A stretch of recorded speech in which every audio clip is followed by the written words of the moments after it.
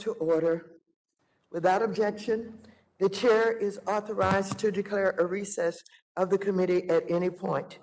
Pursuant to Committee Rule 3 and House Rule 11, the chair may postpone further proceedings of today on any vote relating to any matter under consideration during today's markup. Before we begin, I want to mention that in light of the most recent guidance from the Office of the Attending Physician sent out just yesterday evening, masks will be required throughout today's markup for all members and staff, regardless of vaccination status, and will be enforced as a matter of decorum. Members are permitted to remove their mask only when under recognition by the chair for purposes of debate, and are expected to immediately replace their mask upon finishing their remarks. I will remind members who do not wish to wear a mask that they are able to participate virtually in today's markup via WebEx. We will be collecting and distributing amendments electronically as well as physically to ensure all members have access to relevant documents in this hybrid format. All amendments must be submitted to the committee email provided in the meeting notice. The amendment will then be distributed to all members in the room and to all members on the platform through an email list that was developed in advance in coordination with the ranking member. As is the chair's practice, amendments that are pre-filed will be given priority consideration. Without objection, all members will have 5 legislative days within which to revise and extend their remarks and submit materials to the chair for inclusion in the record.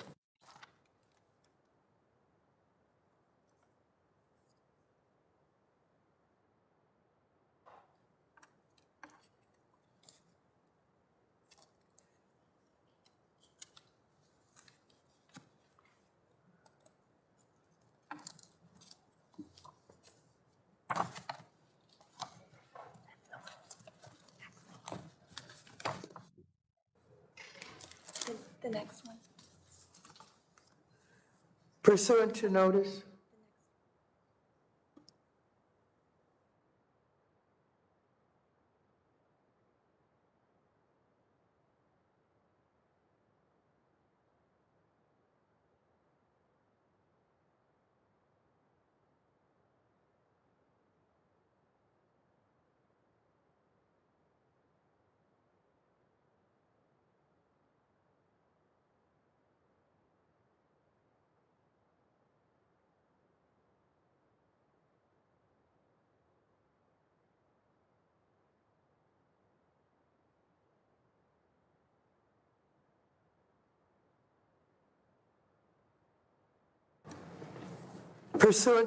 I now call upon H.R. 3332, the Manufactured Housing Community Preservation Act of 2021. The clerk will report the bill. H.R. 3332, a bill to provide assistance for the acquisition and preservation of manufactured housing communities and for other purposes, be it enacted by the Senate and House of Representatives of the United States of America and Congress assembled. Without objection, the first reading of H.R. 3332 is dispensed with. The gentlewoman from Iowa, Ms. Axne, the sponsor of the bill, has an amendment in the nature of a substitute, copies of which have been distributed in advance to all members and are also on the dais. The clerk will read the amendment. Amendment in the nature of a substitute to H.R. 3332 offered by Mrs. Axne of Iowa. Strike all after the enacting clause and insert the following. Section 1, short title. Objection, the amendment in the nature of a substitute will be considered as read and considered base text for purposes of further amendment. I now recognize the gentlewoman from Iowa, Ms. Axne, for 5 minutes to explain the bill and her amendment. Thank you, Chairwoman. 2 years ago, a group of my constituents living in a manufactured housing community in Waukee received a notice just a few months before their rent would go up almost 70%, from $295 a month all the way up to $500. Will the gentle lady speak louder or into the microphone so that the members can hear you? Can you hear me now? It's better. Okay. So we're having technical difficulties here. So we all know that that's just not a reasonable increase for anyone to see. And this is for people who literally already own their own home, many of whom are living on a fixed income. Thankfully, they were able to organize and get some of that increase delayed. But people are still paying 55% more than they were just a couple of years ago.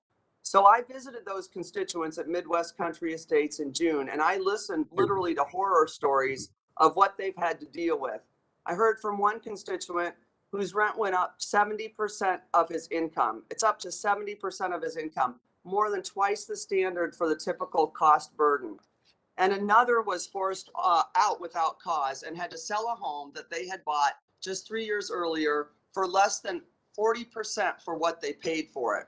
So this is the kind of thing that's happening when outside investors come in and solely are looking to extract profits from a captive audience.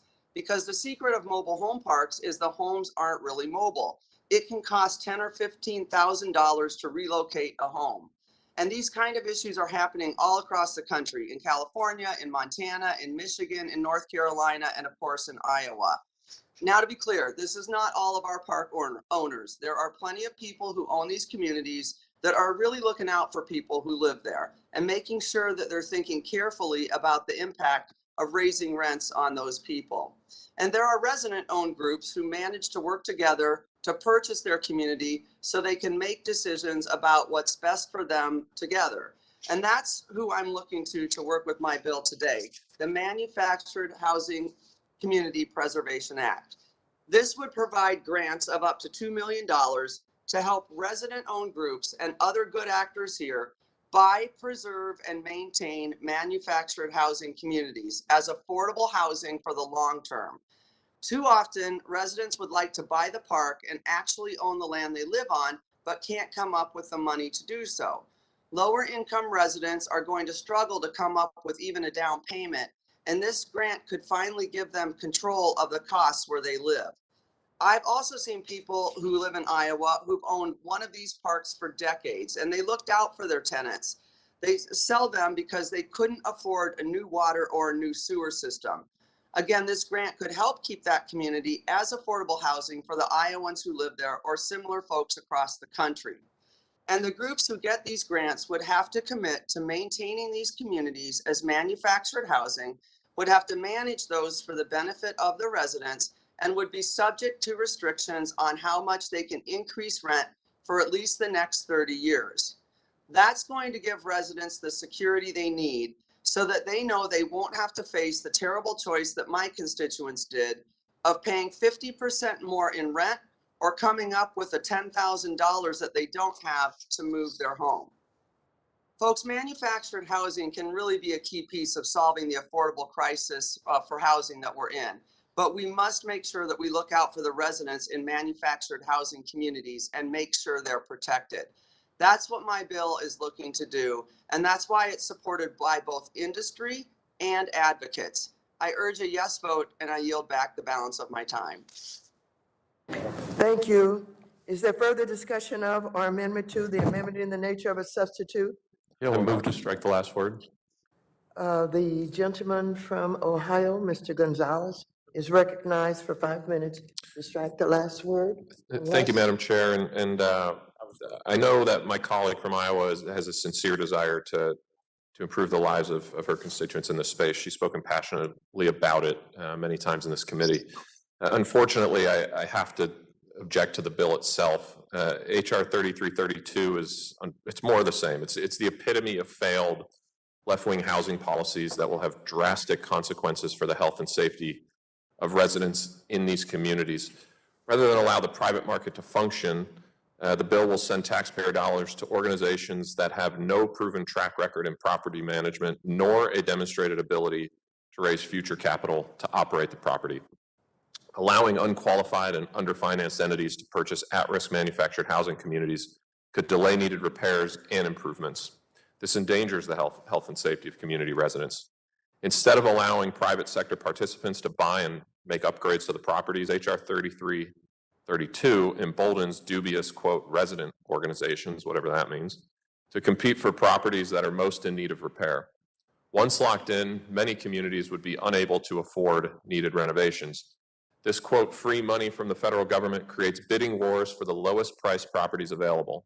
As a result, costs of renting and manufacturing communities goes up for most everyone, while artificially capping rents for a chosen few. Not only is this bad policy, but it is duplicative of other federal solutions to preserving affordable housing, such as HUD's HOME program. HOME is a block grant for localities to preserve affordable housing, which can and is used to rehab affordable housing in manufactured communities. The only difference is HOME doesn't have the added left-wing policies that would be mandated under HR 3332. According to the Manufactured Housing Institute, privately owned manufactured housing communities are some of the most affordable housing options available to families. Not perfect, but among the most affordable. Instead of letting the private sector work to keep this housing affordable, Democrats see it as an opportunity to expand the federal government in any way possible. Creating new federal programs and adding layers of failed policies like rent control is the perfect way to increase the costs of what are currently private homes, mostly affordable homes. I'd like to ask the gentlewoman from Iowa some questions if it's possible, if she's open to sort of engaging in that. Absolutely.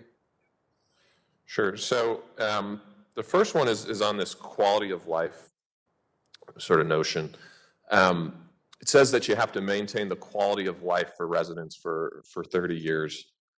What does that mean? Can you improve the quality of life? Do you have to keep them exactly where they are? How do you do that over 30 years without being able to raise rents at all over the course of the 30 years, knowing that inflation is going to increase costs no matter what? Well, first and foremost, this quality of life notion, as you put it, is what's important for Americans to actually live a successful life and raise a family. I would tell you that what you said really isn't the truth of the matter. What would happen is they would be subject to restrictions on how much they can increase rent for at least 30 years. Not that they can't increase it. And that means they can also look to making improvements within the park. As I mentioned earlier, my colleague on the other side of the aisle, I said that there are some privately owned communities that actually are really living up to their expectations. That's why I put that in there. I wanted folks to know that, unlike, as you call us all lefties, we do believe in a capitalist society. And I do believe that some of these organizations are actually living up to the standards that they should be. Unfortunately, others aren't. When private equity companies want to come in, and we've literally seen videos of the company telling their investors that this is a great market for them to get into because these people literally have no choice. They either have to pay the increase in rent or they have to sell. And guess what? They don't have the money to move their mobile home, their house, and they can't sell because they'll go at a loss. So they know they've got these people stuck. That's what we're dealing with. Not the good private investors, the ones who aren't living up to the ideals, and we're giving folks an opportunity. And I would also argue that on that piece you said about how these organizations don't have the wherewithal to manage property, this in no way, shape, or form keeps them from having a solid property manager. Many of the nonprofits that could come in and actually get these grants and do this do have that background. So it isn't leaving out people who do not have a background to manage property. But it is implementing rent control, which we know raises costs on everybody who's not in the rent control property. With that, I'll yield back. It's not a rent The gentleman control. from Arkansas, Mr. Hill, is recognized for 5 minutes to strike the last word. Well, thank you, Madam Chair, again for reconvening our markup today. Thanks for all the members participating, and I appreciate Ms. Axne, of course, represents a rural state, bringing recognition to the committee, which certainly in the 6 years I've been here, has a mixed record, which is recognizing the role, an important role of manufactured housing as an affordable alternative for our citizens. I mean, for example, particularly in rural counties in our country, where there are no stick-built homes and very few multifamily construction projects, manufactured housing offers a safe, affordable, wonderful place for a family to call home, and is frequently the preferred option in many affordable communities. So I thank her for pointing out the benefits of the affordability in manufactured housing, and also pointing out the challenges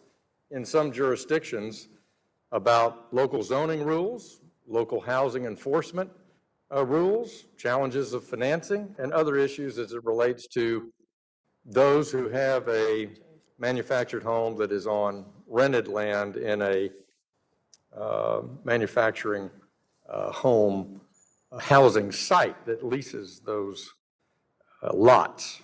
So she raises some good issues. But I have to share the concerns raised by my friend from Ohio about duplicating this program and some of the price control aspects of it, and some of the deeming who should be the owners and operators. And I would ask my friend from Iowa, did she assess HUD's home program and how it's worked in this area that has been helpful in, particularly in the manufactured home communities? Have you seen examples of the home program working in that arena? And I yield to my friend from Iowa. Yeah, I mean, sir, thank you for that. And thank you for recognizing the importance of affordable housing across this country, and certainly how manufactured housing can benefit that. And to your point, in particular, in a lot of rural communities where we just don't even have the opportunity for them, to build out. Obviously there are other housing programs. I understand that. And yes, we did, look to those to see what help could be provided.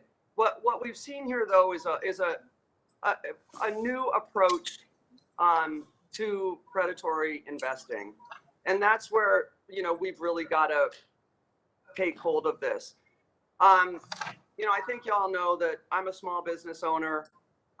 As I said, and I really honestly get tired of all of you saying, not all of you, but a large portion of my colleagues on the other side of the aisle name calling us lefties or socialists or whatever you want to call us.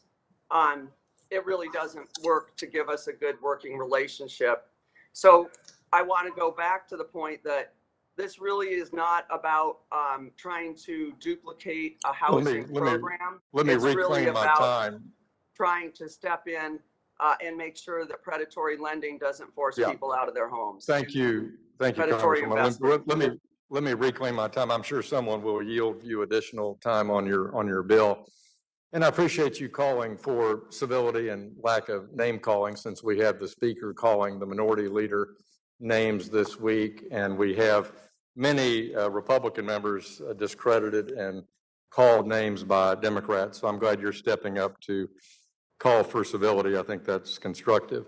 I think the thing that concerns conservatives and fiscal conservatives in the House, whether they are Democrats or Republicans, is that we have this constant need that the only way to solve these problems is through, yet again, another government program with untested metrics, like Mr. Gonzalez pointed out, on only nonprofits. We're discrediting private sector participation. We're saying it has to be resident organizations, just injecting something that I think is not proven under economic scenarios that will not lead to better financial outcomes. So I think that's why fiscal conservatives and conservative policymakers concern this issue, and why I asked you about the home program, which has had bipartisan support in HUD, that promotes affordable housing, both under all circumstances. And so I have concerns about this bill. I urge my colleagues not to support it. Thank you for raising the issue of manufactured housing, and it's important to the housing stock of the U.S. And I yield back, Madam Chair.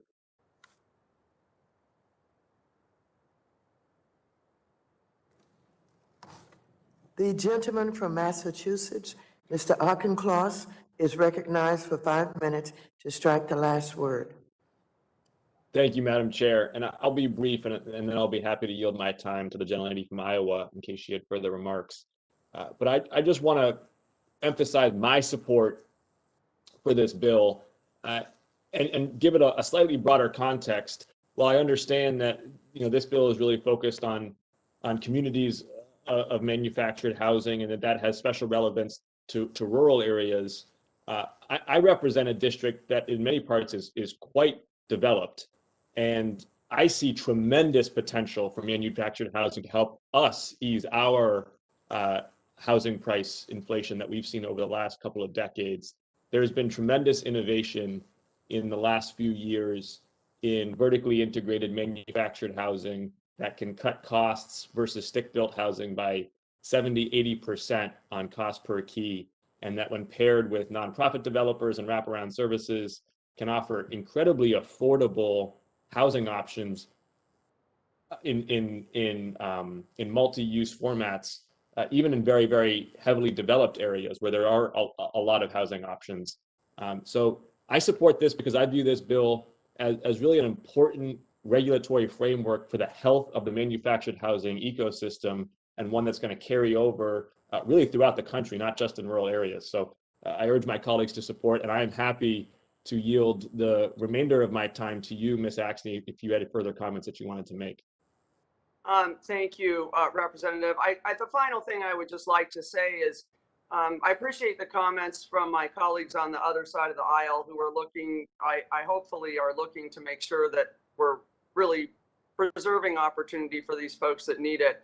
But going back to some of the comments that have been made and asking me about other housing programs, et cetera, I think it's important to point out that manufactured housing communities are an unusual ownership model where people own the homes, but not the land. And that requires a different solution. I yield back. Madam Chair, I yield back the balance of my time. I recognize myself now for 5 minutes.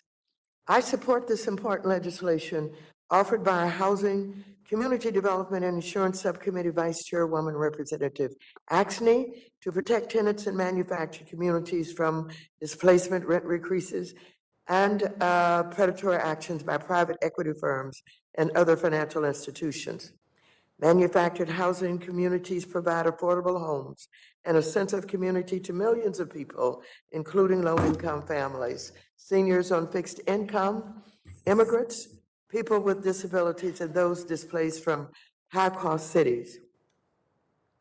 It is one of the most affordable homeownership options available today, and one of the many solutions we have to the nation's affordable housing crisis. Yet, for-profit entities such as private equity firms have preyed upon these communities, driving out low-income renters and homeowners by hiking up land rents over 8% in some cases. A substantial number of tenants are experiencing difficulties obtaining and maintaining affordable housing, and the situation is only becoming worse in the current economic climate.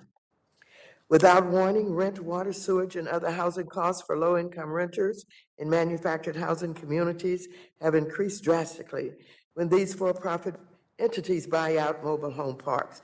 In other cases, residents are forced to live in their communities while new for-profit owners defer maintenance and ignore needed community infrastructure upgrades. This bill is the first step toward enabling resident cooperatives, nonprofits, and other mission-driven entities to purchase manufactured housing communities, preserve long-term affordability, and help residents thrive in their communities. I would urge my colleagues to support this legislation, and I yield back. Is there further discussion of our amendment to H.R. 3332? If not, the question now occurs on approving the amendment in the nature of a substitute. All those in favor say aye. Aye. Aye. Those opposed, no. No. In the opinion of the chair, the ayes have it, and the amendment in the nature of a substitute is agreed to. The question now occurs on ordering 3332 as amended to be reported favorably to the House. All those in favor say aye. Aye. Those opposed, no. No. In the opinion of the chair, the ayes have it. Madam Chair, Yes. I'd ask for a recorded vote. A recorded vote has been requested. All those in favor of a recorded vote shall raise their hand and be counted. A sufficient number having raised their hands, a recorded vote is so ordered. Pursuant to Section C5 of Committee Rule 3, the vote on this question is postponed.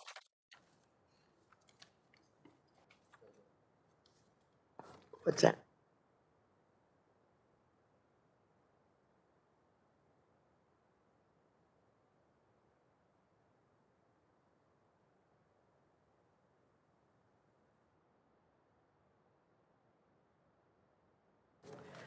Pursuant to notice I now call up HR 4617, the Order Flow Improvement Act. The clerk will report the bill. HR 4617, a bill to require the Securities and Exchange Commission to carry out a study on payments for order flow, to require the investor advocate of the commission to provide recommendations on payment. Without objection, the first reading of HR 4617 is dispensed with. The gentleman from California, Mr. Sherman, the sponsor of the bill, has an amendment in the nature of a substitute, copies of which have been distributed in advance to all members and are also on the dais. The clerk will read the amendment. Amendment in the nature of a substitute to HR 4617 offered by Mr. Sherman of California. Strike all after the enacting clause. Without objection, the amendment in the nature of a substitute will be considered as read and considered base text for purposes of further amendment. I now recognize the gentleman from California, Mr. Sherman, for 5 minutes to explain the bill and his amendment. Thank you. First, let me point out that this bill does not prohibit payment for order flow. There are previous lists of bills to be considered today that use a title that might have implied that. This is a bill that requires a study of payment for order flow and price improvement to see whether we can do a better job for investors.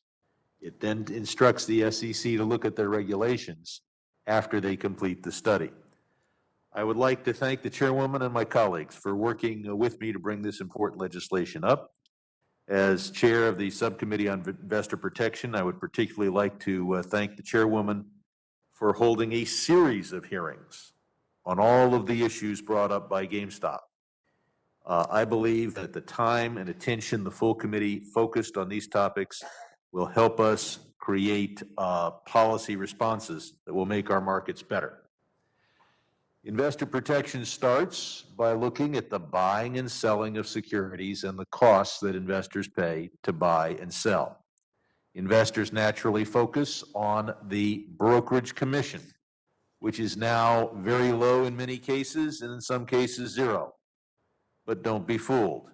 There is a second way in which the system is paid when investors buy and sell securities, and that is the spread. On a particular security, those wishing to buy the security may find that the best they can do is to buy the security for $100, and those seeking to sell the security may at best get $99.75. The other 25 cents goes to the system. There are three ways in which the securities transactions can be effectuated. The broker can take it to a market maker, and that is probably the biggest of the three avenues used.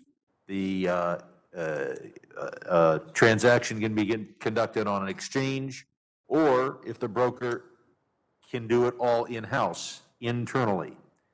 Now, SEC rules require that your broker gets you best execution, which sounds like you're getting the best possible deal. It is not. The best execution only means that you're getting the best posted price. Yet in almost all cases, you can get not only best execution, but price improvement. Now, your broker's trying to get you the best deal, but at the same time, the broker gets payment for order flow from many market makers. We had the number one market maker CEO here before us who simply refused to say whether when the market maker pays for order flow, that results in a worse deal for the investor. We need answers. We need answers regarding whether payment for order flow, which some have characterized as a kickback, is preventing that price improvement, and what to do about it. Do we need better disclosure of the payment for order flow? Do we need to have better disclosure of price improvement? Because what an investor really cares about is not how much their broker's making or how much the market maker is making or how much the exchange is making, but rather, to what extent Did they get a better price than the best posted price? So I look forward to the SEC studying this issue. It is not simple. There are 3 different routes by which transactions are effectuated, and we need to make sure that we give the investor the best possible deal, whichever one of those 3 is used. But I do think that we learned one thing at the hearing, and that is free isn't free, and investors are certainly misled if they believe that everyone on Wall Street is working for free or, and for that matter, transacting these transactions for free. This bill requires a report in 180 days. It requires a review, and the commission can decide what to do with its regulations within 18 months. And this is, I believe, the minimum reasonable step for us to take to protect investors after what we saw in the series of GameStop hearings. With that, I yield back. The gentleman yields back. For what purpose does the gentleman from Michigan seek recognition? Madam Chair, I have an amendment at the desk. We will pause to allow copies of the amendment to be distributed electronically.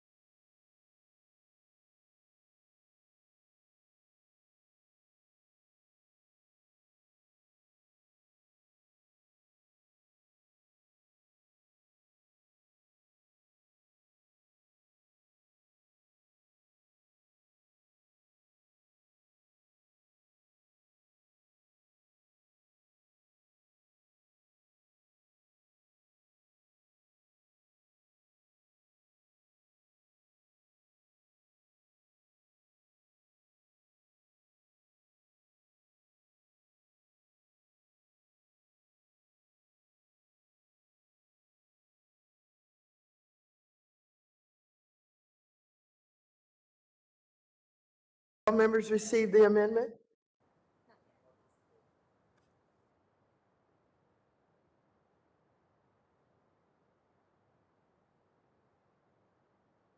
Madam Chair, I don't believe I've received the amendment. This is Sean Casten.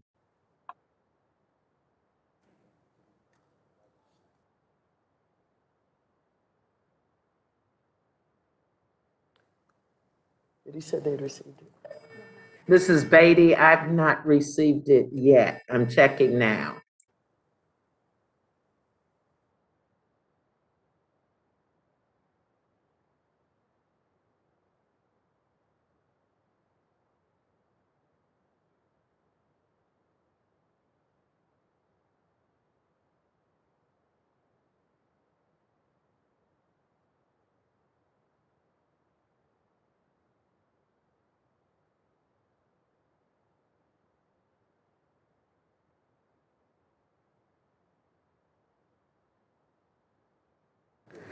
Have all members received the amendment? If so, I would like to reserve a point of order on this amendment. The clerk will report the amendment. Amendment to the amendment in the nature of a substitute to H.R. 4617 offered by Mr. Huizinga of Michigan. Page 1, line 11. Without objection, the amendment will be considered as read. The gentleman is recognized for 5 minutes to explain their amendment. Thank you, Madam Chair, and obviously this has been a little bit of a moving target. We're looking at your ANS from 5:32 p.m. last evening, which is what this amendment is based off. And I honestly, I'm glad to see the author abandon his original bill and shifted to a study, because we do not know enough about this issue, and certainly with the claims that have been thrown out even in during this introductory time by the gentleman. But I think hopefully as you're going through this amendment, you will see we are literally trying to do some clarification and adding some words to make this a more balanced, non-predetermined study. And words have meaning, and words are important, and this is about intent. So this amendment, I believe, balances the underlying bill. And if we're serious about this study, this bill must be written more objectively and not with these predetermined conclusions. So the bill lists a number of potential problems with payment for order flow, yet somehow it leaves out its potential benefits. For example, nothing in the bill directs the SEC to examine price improvement for brokers that receive payment for order flow, or savings to customers of firms that receive payment for order flow. The failure to study price improvement and savings to retail investors in this bill aren't the only things that my amendment corrects. As drafted, the bill does not require the SEC to study other positive impacts of payment for order flow, such as its potential impact on increased access. This was, as we'll remember from yesterday, we had quite a bit of conversation about access and participation in our capital markets. That should be our common goal. So I believe a legitimate study of payment for order flow would examine how brokers who have relied on payment for order flow have seen higher numbers of first-time investors participating in our markets, especially among underserved and minority populations. And the gentleman from California is correct. Nothing is for free. Free checking was not actually free. However, the question is was that a cost that was seen by the consumer on the front end? And many people lament the fact that they no longer have things like free checking in the banking world. Well, exact same thing here when we are talking about access into purchases of stocks and those kinds of things. So my amendment also requires the SEC to examine the benefits of increased access and participation in our markets as a result of brokers relying on payment for order flow, and whether those benefits are outweighed by any costs or negative consequences of payment for order flow. It's a cost-benefit analysis. What are the negatives? What are the positives? At this point, I believe this bill is focused only on the negatives. So surely no one here believes that increased access and participation is bad. I believe that's a common goal on all sides. My amendment directs the SEC to consider both those positives and those negatives, and additionally giving the SEC only 180 days to complete its study seems a little unrealistic. We've had a conversation yesterday about some of the other studies that the SEC is required to do. 180 days is going to be difficult. We have seen them in a number of times that they have blown well past those dates. I would rather set realistic dates and hold them to that. So, we are, in fact, as a matter of fact, we are still waiting on 2 SEC studies that Congress directed back in December, including one of mine. That is been languishing. So maybe 180 days is sufficient when you're only asking the SEC to study the narrowly tailored negative aspects of an issue. But if we are going to be even-handed and look at all sides, I think there may be a need for some additional time. Understand the need for a robust examination of payment for order flow. This amendment gives the SEC 18 months to study to complete its study. Bottom line, to vote for my amendment is to vote for a serious, balanced study of how payment for order flow actually works. This bill, as drafted, I am afraid does not provide that. And with that, I yield back the balance of my time. The gentleman from California, Mr. Sherman, is recognized for 5 minutes to strike the last word. I rise in reluctant opposition to the amendment, although I'd be happy to work with the gentleman on it. The longest part of the amendment on page 2, lines 1 through 14, adds some additional objectives to the study, and I'd be willing to accept that. The 180-day limit, I'd be happy to work with the gentleman on something that is longer, especially because although it's never happened and would cause a heart attack in this member if it ever did, the SEC is not legally prohibited from providing a report early. But what I cannot accept is the main provision on page 3, which prevents rulemaking by the SEC until they finish the study. There is perhaps some aspect of order flow for payments that should be banned, and that may be clear to the SEC in a few months, even while they study other aspects of payment for order flow. To say that nothing can be done until everything can be done and nothing should be done for 18 months sounds like we're going to do as little as possible for 18 months. Instead, I can accept a longer period of time for the SEC.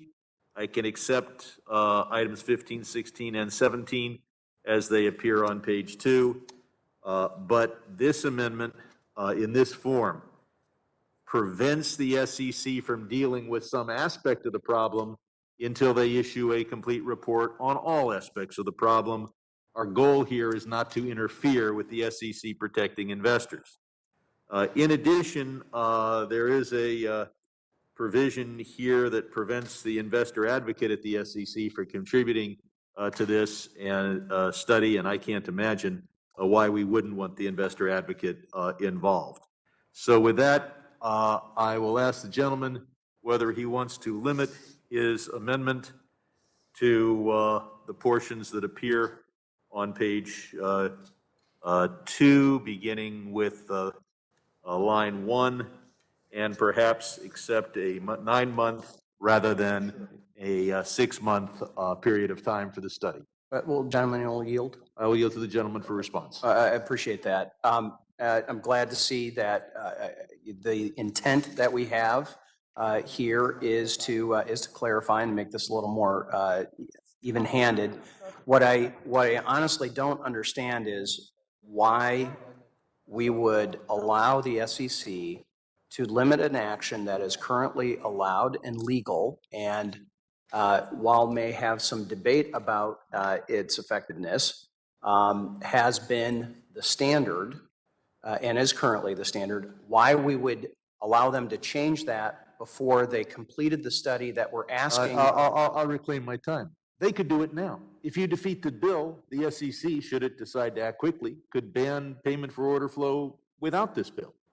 And so for this bill, which is designed to focus the SEC on doing something to protect investors, to have as its main effect a mandatory delay in protecting investors is not a bill that I would support. So I will go back and say I will not accept any amendment that ties that that has the effect of tying the hands of the SEC and giving them less authority to protect investors, because we have a bill here that has spotlighted a need to protect investors. Well, So decide now whether you need an amendment that limits the SEC's power. Will the gentleman yield for a I question? will yield for a quick answer. Okay. So is it your understanding that the SEC, absent your bill, can do this rulemaking regardless, and you'd be acceptable of that? Then I guess I ask, why are we doing the study? We are doing the study because we want the SEC to focus on this, just as we have asked questions of the SEC about this matter and taken other steps as individual members to insist that the SEC commissioners focus on payment for order flow, best price improvement, and best execution. There is, I think, nothing in this bill that gives the SEC more power than it has now. I'm not trying to give them less power, except to require them to focus on this issue and to give us a report and to consider revising their regulations. So, again, if the gentleman insists upon an amendment that ties the hands of the SEC, I will oppose the amendment. Is there further debate on the amendment? Madam Chair. The gentleman from Kentucky, Mr. Barr, is now recognized for 5 minutes to strike the last. Thank you. I move to strike the last word, and thank you, Madam Chair, for recognition. Madam Chair, low and no commission investment options have expanded access to the capital markets for many investors who previously sat on the sidelines. And that is a good thing, as it creates more opportunities for individuals to save for their futures. 25% of market trading volume is now attributable to retail investors, up from 10% just 2 years ago. We need to celebrate that. We shouldn't be concerned about that. We should celebrate that. The payment for order flow model helps to facilitate low-cost investment options in lieu of a commission-based structure. Payment for order flow is not a new concept. It has been an SEC-approved business model for years. It was not until the market volatility associated with the so-called meme stocks at the beginning of the year that payment for order flow suddenly gained widespread attention. The gentleman's bill seeks information about PFOF through an SEC study that seemingly has a predetermined conclusion that PFOF is bad for investors. The bill requires the SEC to study 16 discrete subjects related to PFOF, none of which seem to take into consideration that there may be benefits to the model for customers or that it could facilitate wider market participation. The bill lacks a full and fair approach to the issue. It does not study the potential benefits to consumers in terms of price. It does not study the potential long-term economic benefits associated with expanding the investor base. It does not study the negative impacts that a ban on payment for order flow and the resulting disappearance of low and no commission trading would have on retail investors as their investment options are limited. Section 2C of the bill makes this preordained outcome clear. The bill requires the SEC to conduct a rulemaking on payment for order flow to revise its rules or to ban PFOF altogether as a result of the study. That is not a fair and balanced study. That is a study that is targeting this option for retail investors, this benefit for retail investors. Regardless of the results of the study, the SEC must issue a rule. The assumption seems to be that there are significant negative aspects of payment for order flow that outweigh its benefits.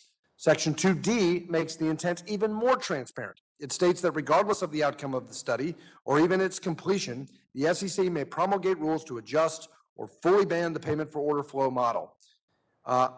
Even if the SEC already has this authority, clearly the intention of the gentleman's bill is to get to that outcome, and that is bad for investors. That would be a negative.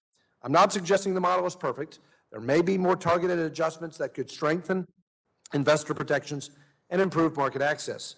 However, it is evident that the availability of low and no commission investment options have opened our capital markets to more participants and that there is long-term value to these developments. This bill doesn't seem to acknowledge those benefits. While written as a study, it is clear that this bill is intended to kill the payment for order flow model. Mr. Heisinger's amendment, on the other hand, is a reasonable measure to improve this bill, and I urge my colleagues to support Mr. Heisinger's amendment. And with the remaining time that I have, I will yield to the gentleman from Michigan for further discussion. I appreciate my friend from Kentucky yielding on this. So let me get this straight. We want the SEC to do a study, but some want them to act before they do their study. I ask the rhetorical question, then why do the study? If you know what you want to do already, or the SEC knows what it wants to do already, then why are we even bothering with the study? Will the gentleman yield? It's not my time to yield. Will the But gentleman?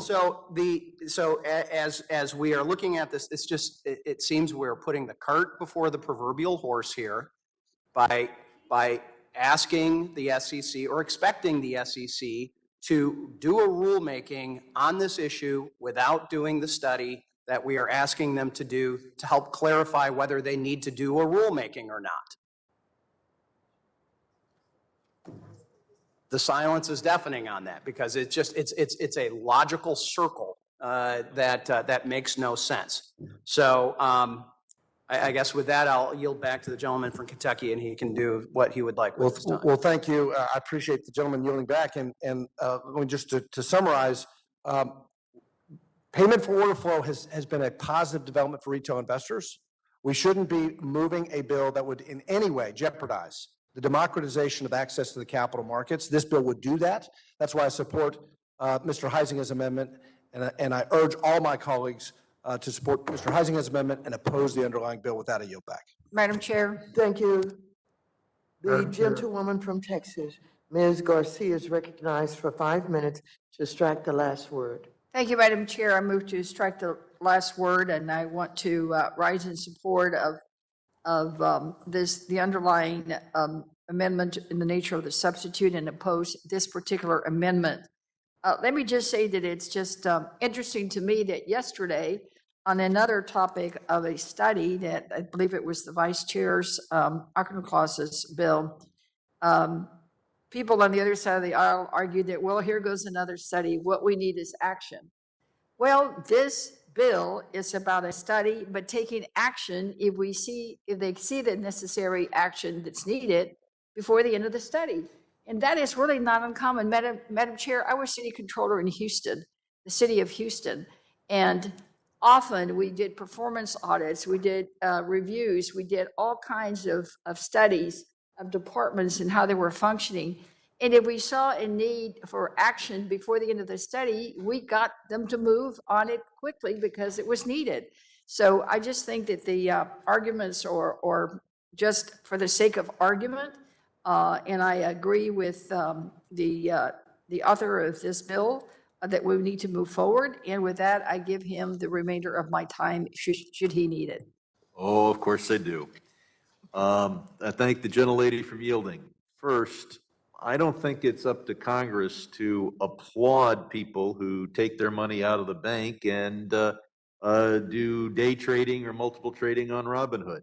It's up for every investor to decide. Some prefer to have their money in the bank, some mutual funds, some stocks, some real estate. That's up to them. Second, we're told by the gentleman from Kentucky that payment for order flow is wonderful, and then we're told that I'm prejudging the outcome. I don't know whether payment for order flow is helpful in some cases or no cases or all cases. That's why I'd like to see a study, and that's why I'd like to see the SEC free to take action to protect investors. The SEC has already acted to protect investors. They looked at the payment for order flow situation with Robinhood and fined them $23 million because they didn't get the price improvement they could have gotten. Frankly, at this point, and I'd like to see a study, I'm not for banning payment for order flow. I want to see more disclosure of price improvement so that investors know who's giving them the best deal, no matter who's getting paid for effectuating that deal. And finally, the gentleman from Kentucky says, oh, the points we're asking the SEC to study seem slanted in his view toward one side or the other. So then I say I'll accept the gentleman's amendments as to items 15, 16, and 17 and add, and instead of accepting that solution to the problem he sees in the bill, he wants to attack the bill. The fact is that even before this study, the SEC may very well find that there is some aspect of payment for order flow which is obviously bad for investors, and they can act now to stop it. For us to tie their hands on smaller issues or small aspects of payment for order flow until we get a complete study is a step backwards. So I do not know why market participants are afraid of this study. I do not know why anyone would want to, after 3 hearings on GameStop, would want to act to make sure that the SEC could do nothing in any part of this area for well over a year.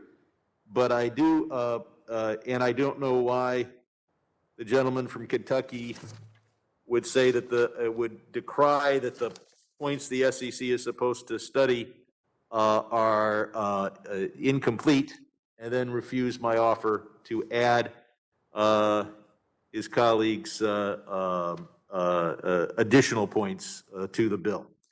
So we need a study of this whole process. The fact is, we know that investors in some cases are being ripped off. That's why Robinhood had to pay the $23 million fine. We know that some are getting some price improvement and some are getting more price improvement.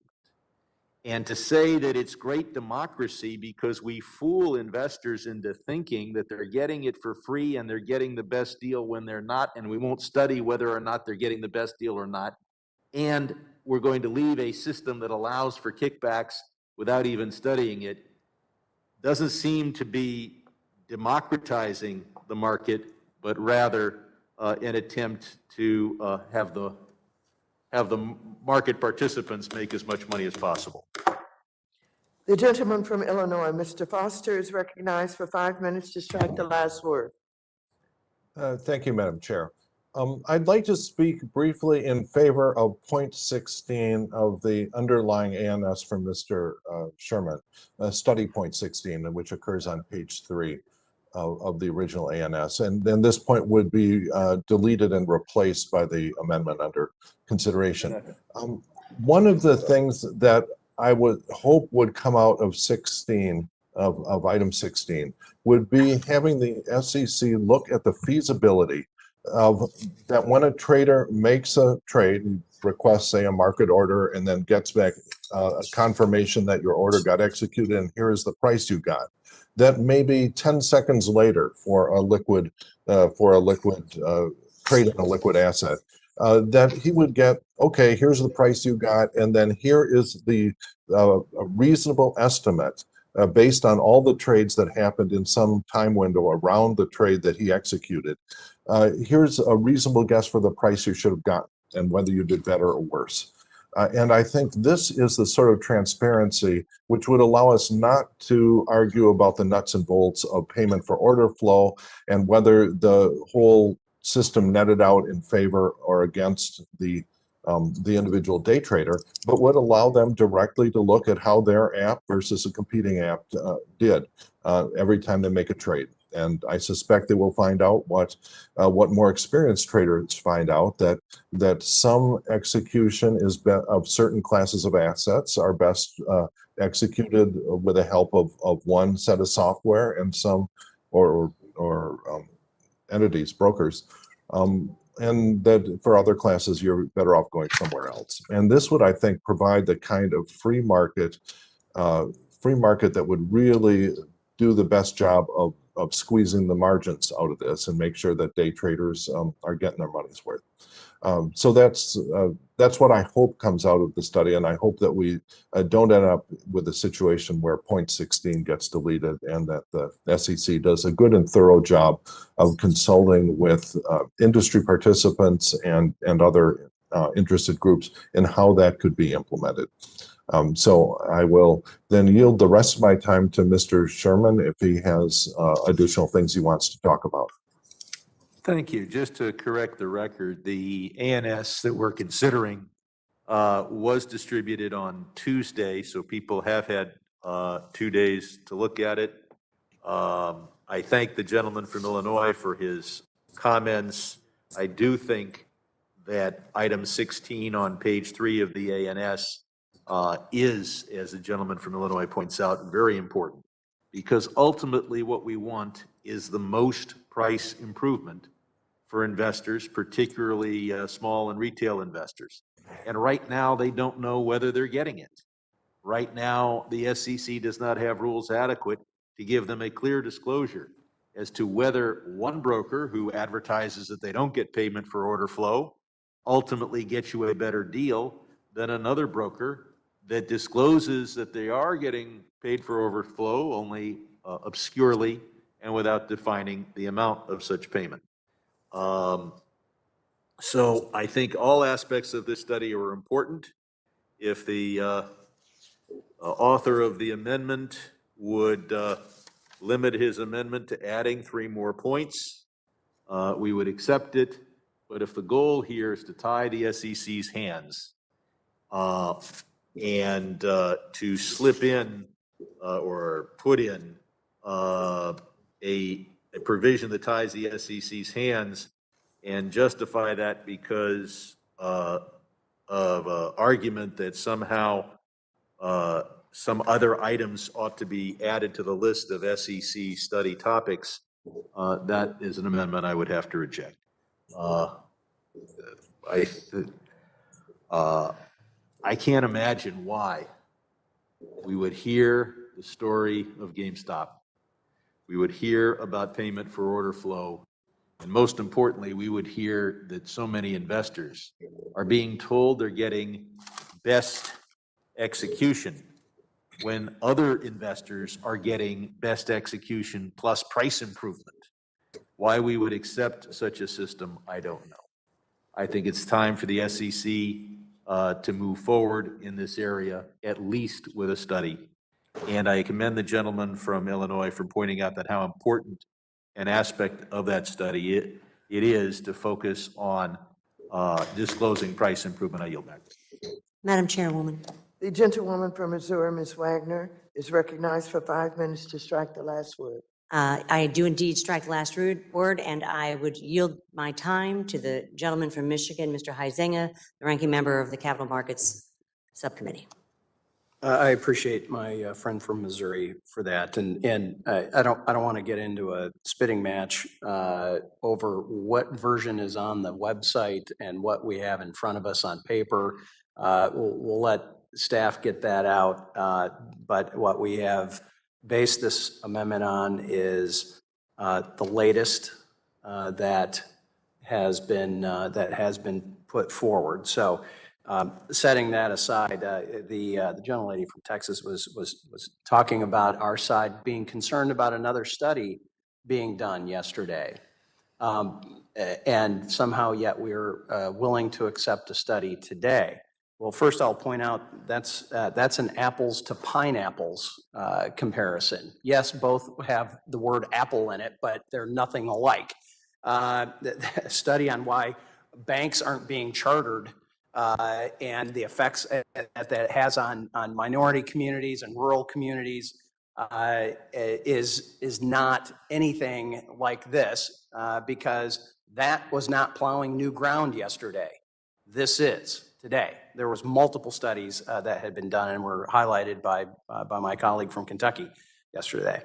To the point that and I don't know if the gentleman from California is after hearing from his colleague or our colleague from Illinois whether he's reconsidering the point 16 aspect of my amendment, but I'll jump to what seemed to be the main objection, which was the requirement to complete the report before rulemaking. As I highlighted in my opening remarks, we have 2 SEC reports that are due, that have been due since December. They routinely miss the 180 days. For various reasons, we can go into debates about those things. As the chair had pointed out, the chairman of the subcommittee had pointed out, there is nothing that's prohibiting the SEC from overperforming and getting a report done before the required time. While the 180 days might be a tough row for them to hoe, I would love to have some pressure on them. And that's one of the reasons why I view this as an important part. If they really are believing that they need to address this issue through a rulemaking separate than what we currently have, then get the damn study done. Do the study. Don't do rulemaking and then complete the study to figure out whether your rulemaking was actually the right rule. So it makes sense to me that we do this in that order. And I'm happy to change the 18-month requirement to a shorter requirement if that puts the pressure on the SEC to get the study done. And I think the only pressure point on that is to say, if you can't get the study done, you can't do rulemaking. Get the study done, then we as policymakers have the ability to do some analysis along with the regulators to figure out whether the rule that the regulators put in place is in fact the right rule. So with that, I'll yield back to the gentlelady from Missouri. I yield back to the chair. The gentlelady yields back. Is there further debate on the Madam amendment? Chair? Who seeks recognition? Mr. Gonzalez of Ohio. Yes, ma'am. You're recognized for 5 minutes to strike the last word. Thank you, Madam Chair. I move to strike the last word, support Mr. Huizenga's amendment, and do not support Mr. Sherman's underlying legislation. Again, we seem to be confused as to what caused GameStop. We're talking about payment for order flow as if it was the driving force in GameStop and completely ignoring potential benefits of payment for order flow. I would remind the committee that in the late 80s, trading commissions were roughly $45 a trade. 2010, they were down into the $7 range. Today, they can be as low as commission-free. That was a combination of two things primarily. One, obviously technology. Technology improved and allowed us to execute trades more quickly and more cost effectively. But also payment for order flow was a driving factor there. And as commission rates went down, guess what? Retail participation went up, which I think is a great thing. I think it's something that we should all be excited about and prioritizing. But again, when we go back to the market dislocations with respect to Robinhood, that was driven by their inability to meet their national securities clearing corporation capital requirements of $3 billion, which they learned about on the morning of January 28th. That was a volatility issue related to GameStop, which had minimal to nothing to do with payment for order flow. And by the way, by no means am I running to the defense of Robinhood, though I do think what they're doing with their IPO and cutting retail investors in is pretty cool, I must say. But this wasn't a payment for order flow issue. And again, the gentleman says he's not trying to ban payment for order flow. We know prior versions of the legislation did effectively that. And this bill calls out, consistent with the results of such study, including if warranted, to prohibit payment for order flow.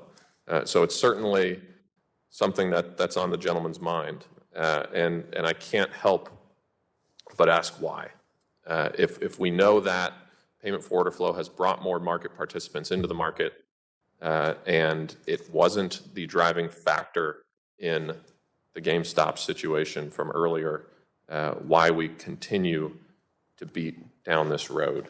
And so, again, I support Mr. Huizenga's amendment. I think it strikes the right balance. I think it's always smart to study first before you go into a rulemaking, especially on something like payment for order flow. It's a complex issue, and I think we all probably could benefit from better understanding.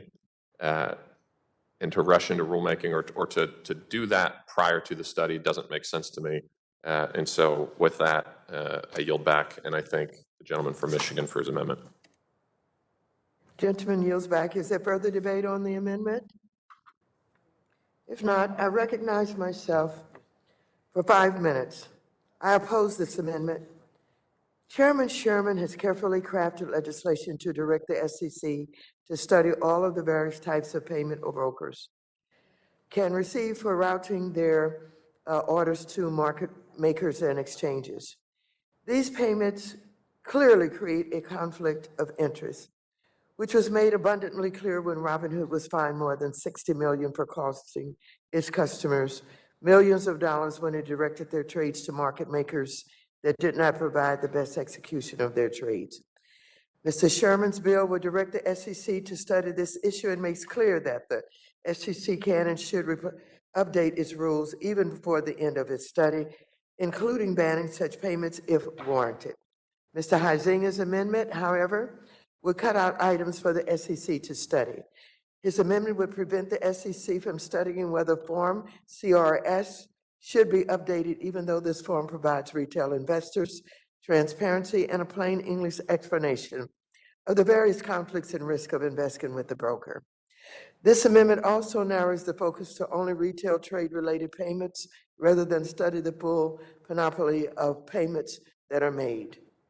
Doing so, we would be tying one hand behind the SEC's back and understanding the complexities of this issue. Relatedly, this amendment would strike the direction for the SEC to study how these payments affect market integrity and market stability. Why should we not want the SEC to better understand these issues? I would remind the gentleman from Michigan that the UK and Canada felt that such payments were not in the interests of their markets and banned them. This amendment is not an improvement and should be rejected. And I yield back the balance of my time. Is there further debate? If not, I withdraw my point of order. The question now occurs on the amendment. All those in favor of the amendment say aye. Aye. Those opposed, no. No. In the opinion of the chair, the noes have it, and the amendment is not agreed to. Gentleman seeks recognition. A recorded vote has been requested. All in favor of a recorded vote shall raise their hand and be counted. There is a sufficient second and a recorded vote is so ordered. Pursuant to the chair's previous order, the vote on this question is postponed. Is there further discussion of or amendment to the bill? If there are no further amendments without objection, the previous question is ordered on HR 4616 and pursuant to Section C5 of Committee Rule 3, further proceedings on the pending amendments are postponed.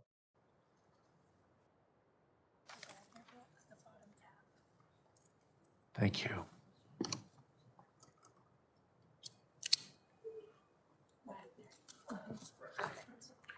Pursuant to notice, I now call on HR 2265, the Financial Exploitation Prevention Act of 2021. The clerk will report the bill.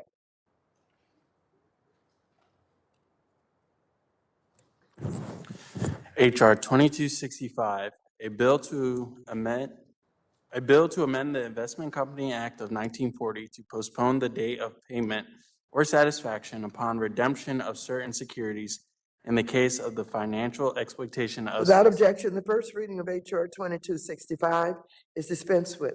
The gentlewoman from Missouri, the sponsor of the bill, has an amendment in the nature of a substitute, copies of which have been distributed in advance to all members and also on the dais. The clerk will read the amendment.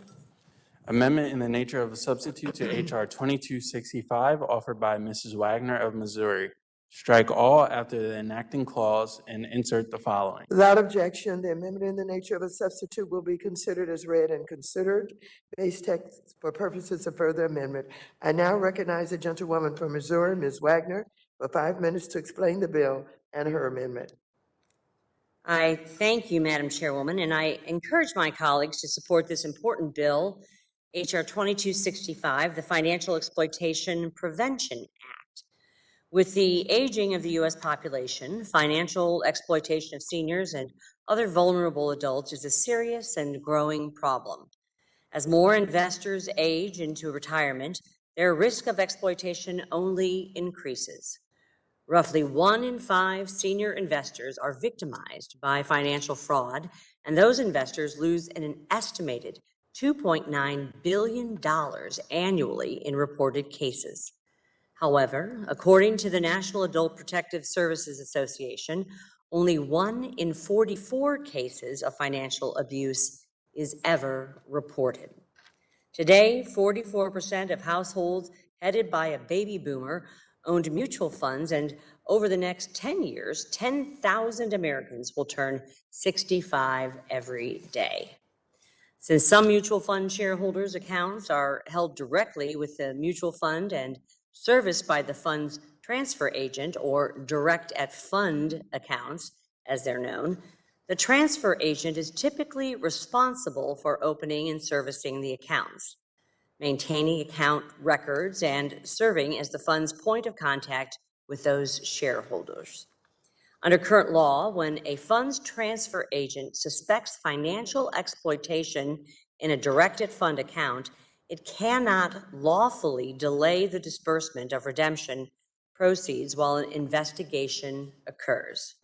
My legislation would permit a mutual fund and its transfer agent to delay the redemption period of a security if it is reasonably believed that a request was made by exploiting seniors or other vulnerable adults. Most importantly, this very important legislation codifies the SEC's issued no action letter from 2018. Since a no action letter does not formally change the law, it can be rescinded at any time. So we need this legislation to provide certainty to protect our seniors. I strongly urge my colleagues to support H.R. 2265, the Financial Exploitation Prevention Act. And I thank you, Madam Chairwoman, for putting this on the markup, and I yield back. The gentlelady yields back. The gentleman from Texas, Mr. Green, is recognized for 5 minutes to strike the last word. Thank you, Madam Chair, and I greatly appreciate Ms. Wagner for what she's doing.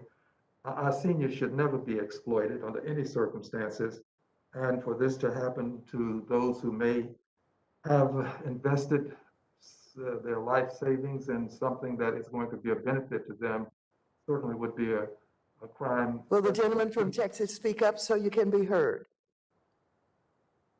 Yes, Madam Chair. Am I being heard now?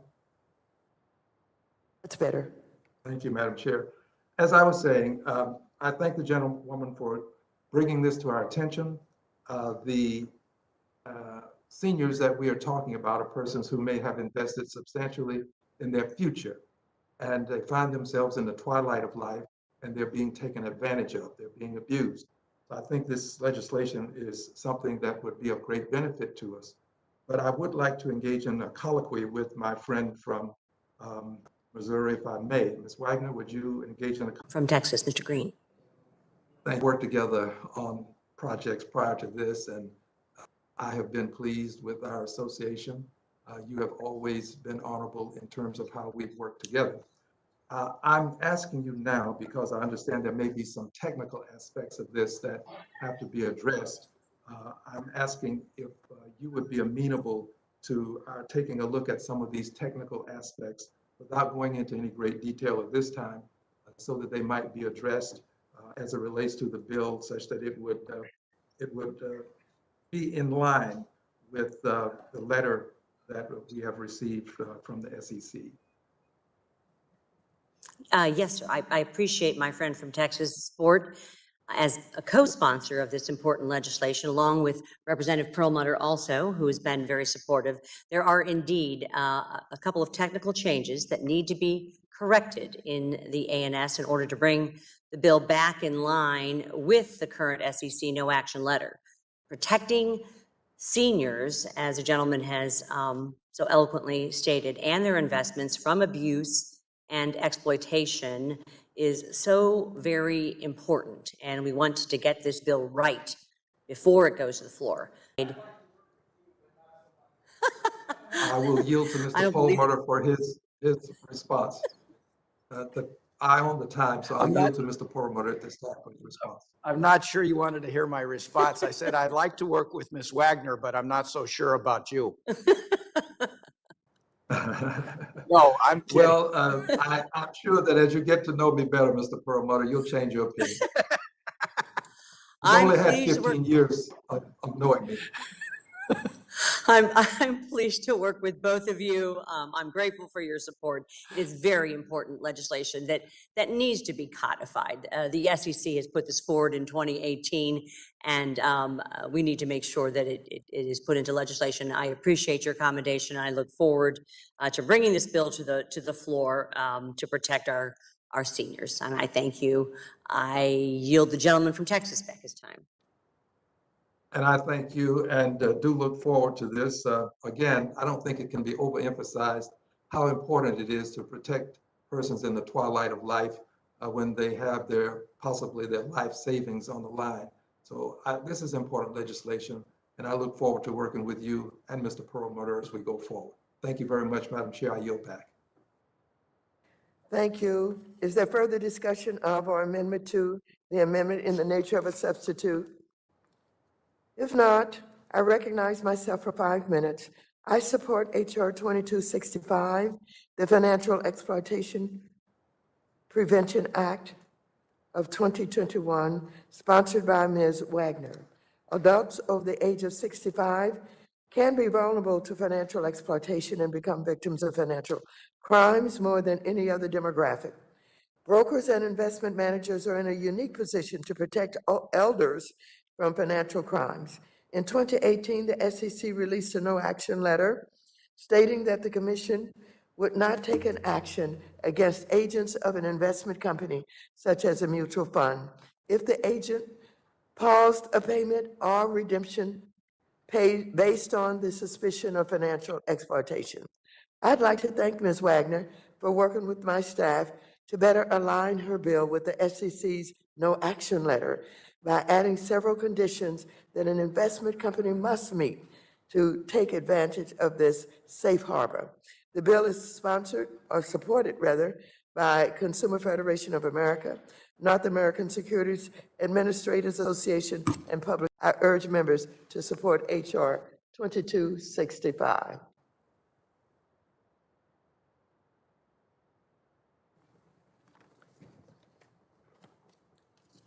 Is there further discussion of or amendment to H.R. 2265?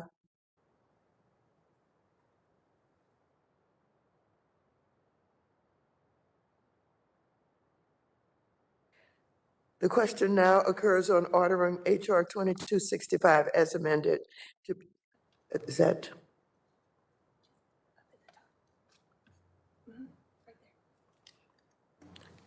If not, the question now occurs on approving the amendment in the nature of a substitute. All those in favor say aye. Aye. Those opposed, no.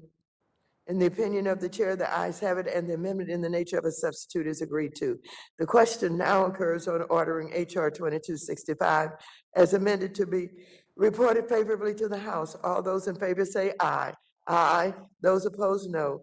In the opinion of the chair, the ayes have it. The ayes have it, and H.R. 2265 is agreed to.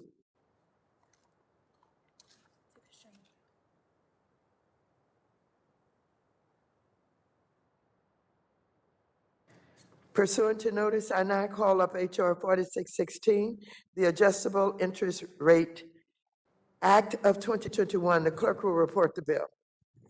H.R. 4616, a bill to deem certain references to LIBOR as referring to a replacement benchmark rate upon the occurrence of certain events affecting LIBOR and for other purposes. Be it enacted by the Senate and House of Representatives of the United States of America. Without objection, the first reading of H.R. 4616 is dispensed with. The gentleman from California, Mr. Sherman, the sponsor of the bill, has an amendment in the nature of a substitute, copies of which have been distributed in advance to all members who are also on the dais. The clerk will read the amendment. Amendment in the nature of a substitute to H.R. 4616, offered by Mr. Sherman of California. Strike all after the enacting clause and insert the following. Section 1. Without objection, the amendment in the nature of a substitute will be considered as read and considered base text for purposes of further amendment. I now recognize the gentleman from California, Mr. Sherman, for 5 minutes to explain the bill and his amendment. Thank you, Madam Chair, and thank you for the attention that we have paid to the LIBOR issue. There are some $220 trillion of debt instruments in our economy that are indexed according to the London Interbank Rate, LIBOR. These include adjustable rate mortgages, business loans, bonds. Now, so this might seem to be a $220 trillion problem. Good news, it's only a $10 trillion problem because the vast majority of the instruments will expire before LIBOR is no longer published by our friends in Britain, or have a specific provision outlining exactly what should happen if LIBOR is no longer published. First, let me say what this bill does not do, because there was concern. This bill does not tell parties how to draft instruments in the future. I'm sure there'll be adjustable rate debt instruments created based on Treasury notes, based on SOFR, based on Prime. People are free to do what they want. This bill does not affect those instruments that either expire before LIBOR is no longer published, or those instruments where the parties have agreed specifically what should happen. This bill affects only situations where the parties know they wanted an adjustable rate instrument, specified LIBOR as the only index, and now unexpectedly face the depublication of LIBOR. The importance of this has been known for a while. Chairman Powell stated in 2016, the sudden cessation of a benchmark as heavily used as LIBOR would represent a significant systemic risk, which would be even greater if there were no viable alternatives to US dollar LIBOR. More recently, in this room, first, Chairman Powell came before us and said that legislation was necessary in this area, and then Secretary Yellen said the same thing a month later on March 23rd. I want to especially thank the legal staff at the Fed, Mark Vanderweide and his staff, and especially thank my own Rob Rebillard for their hard work on this.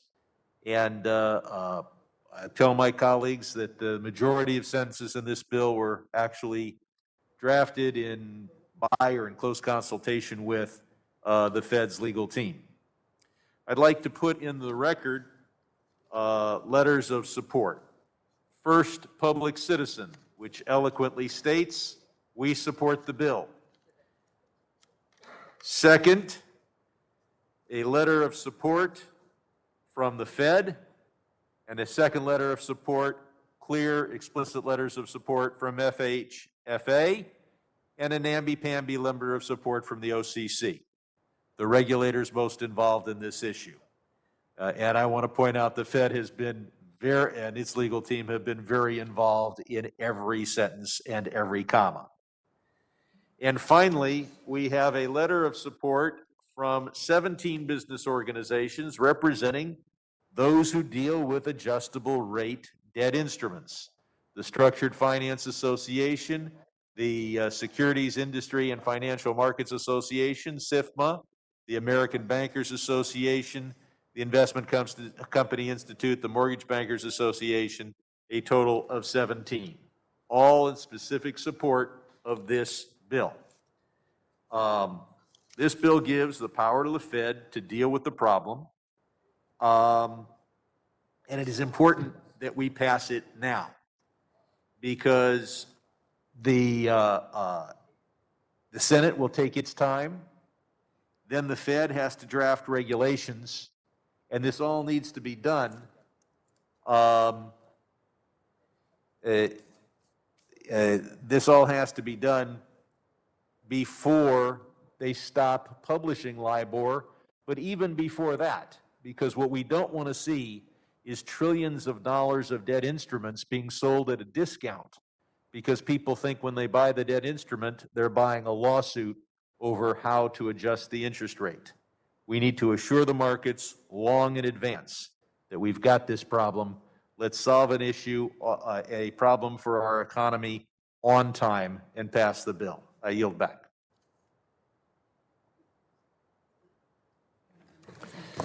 Okay. For what purpose does the gentleman from California further seek recognition? I have a manager's amendment at the desk. We will pause to allow copies of the amendment to be distributed electronically. Excuse me.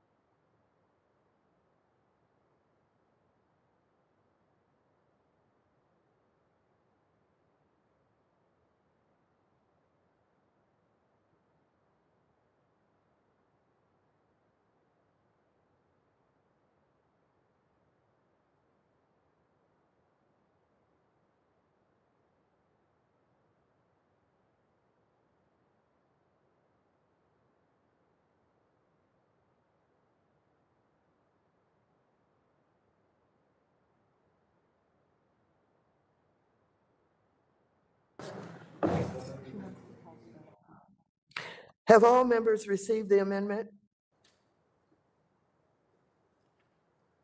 The clerk will report the amendment. An amendment to the amendment in the nature of a substitute to H.R. 4616, offered by Mr. Sherman of California. Page 7, strike line 18. Without objection, the amendment will be considered as read.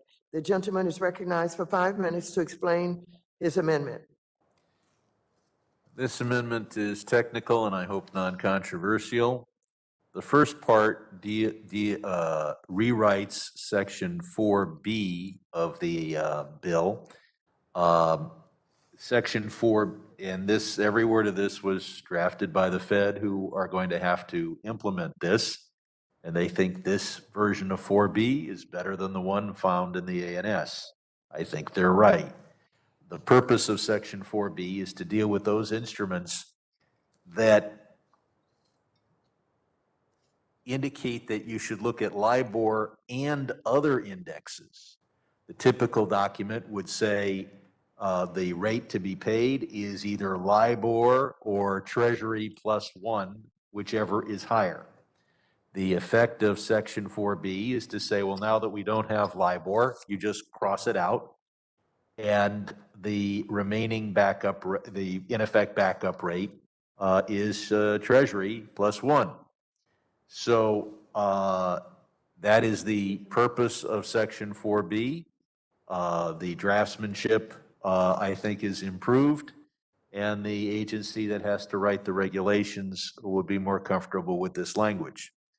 The second part is born out of my experience in dealing with accountants, being a CPA. I want to make it clear that when you go, that the purpose of this bill is to keep these debt instruments to be as close as humanly possible to what the parties originally intended. And so we want to specify that this is not a disposition, a conversion, a transfer. The instrument continues to be the instrument. And there's this is not a transaction. This is just a sticking to the original deal to the full extent that it's humanly possible. So we've got a technical accounting amendment provision, a technical Fed provision, and those are the two that are found in the manager's amendment.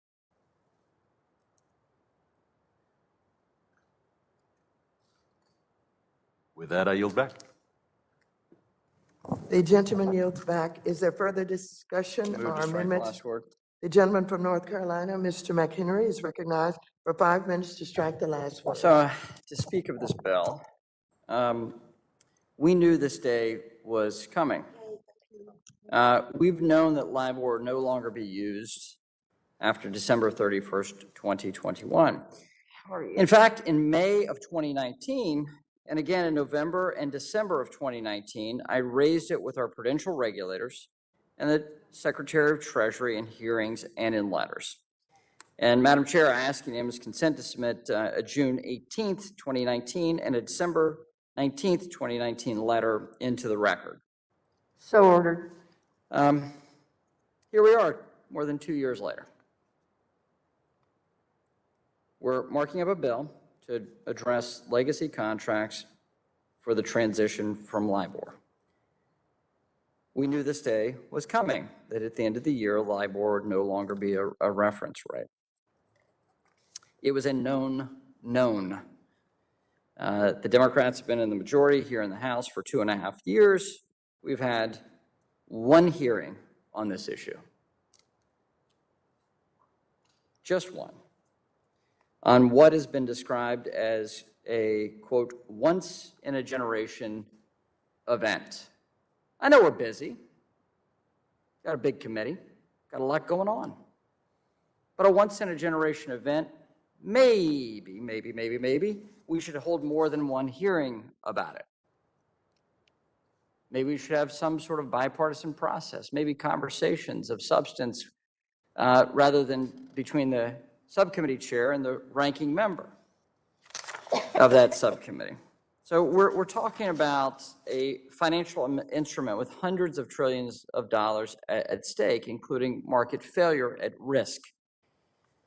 And so I asked my friends on the left, is this the process this committee follows on issues of this magnitude? Process is important. Process is critical when we're talking about preventing systemic risk to the financial system. And Republicans take it seriously. I take it seriously. My friend Bill Huizinga, as a subcommittee ranking member, takes this seriously. In fact, he's been deeply engaged in this subject matter for quite a while. And as a result of his work, we actually have a number of regulators we've gotten to opine about this very important language that will have massive impacts. So in the past 2 years, we've had a laundry list of developments and changes. Finally, in June of this year, the FSOC and regulators agreed federal legislation was needed, and they said so publicly. So fantastic, here we are. Something known that we as a co-equal branch of government could have gotten underway on in a big way long ago. So Democrats offered up one bill. Regulators were asked to work from one option only. Again, we only had one hearing about this, one hearing. We should have had multiple hearings on this topic to get meaningful input from both sides of the aisle, market participants as well. This has a massive impact. Real bipartisanship is not just asking Republicans what we think of a bill and adding in some technical corrections. In fact, we've had 3 major technical corrections just in the last 72 hours. So we should have had an engagement from the start. Members should have been in bipartisan discussions with regulators and stakeholders for months. We should have engaged with the Senate. So instead, at the end of the year, that's the time that we need to have this done by. The Senate may have a different view on this. We're not sure. There's not been real engagement across the other side of the building. So like many other issues we deal with in this committee, it's hard to take this bill seriously because of this process or the lack of a good process. And this is not the process that Republicans would have overseen. This is not the bill Republicans would have drafted. But our regulators who supervise the financial system believe that this is okay. And I ask unanimous consent to insert in the letter a July 27th, 2021 letter from the Federal Reserve, July 28th letter from the OCC, and a July 28th letter from FHFA indicating that this is a satisfactory outcome. So ordered. And I would further add that this was at the behest of Republicans asking for this from the regulators. So I hope this language works. I wish my colleagues luck. I yield back. The gentleman from Kentucky, Mr. Barr, is recognized for 5 minutes to strike the last word.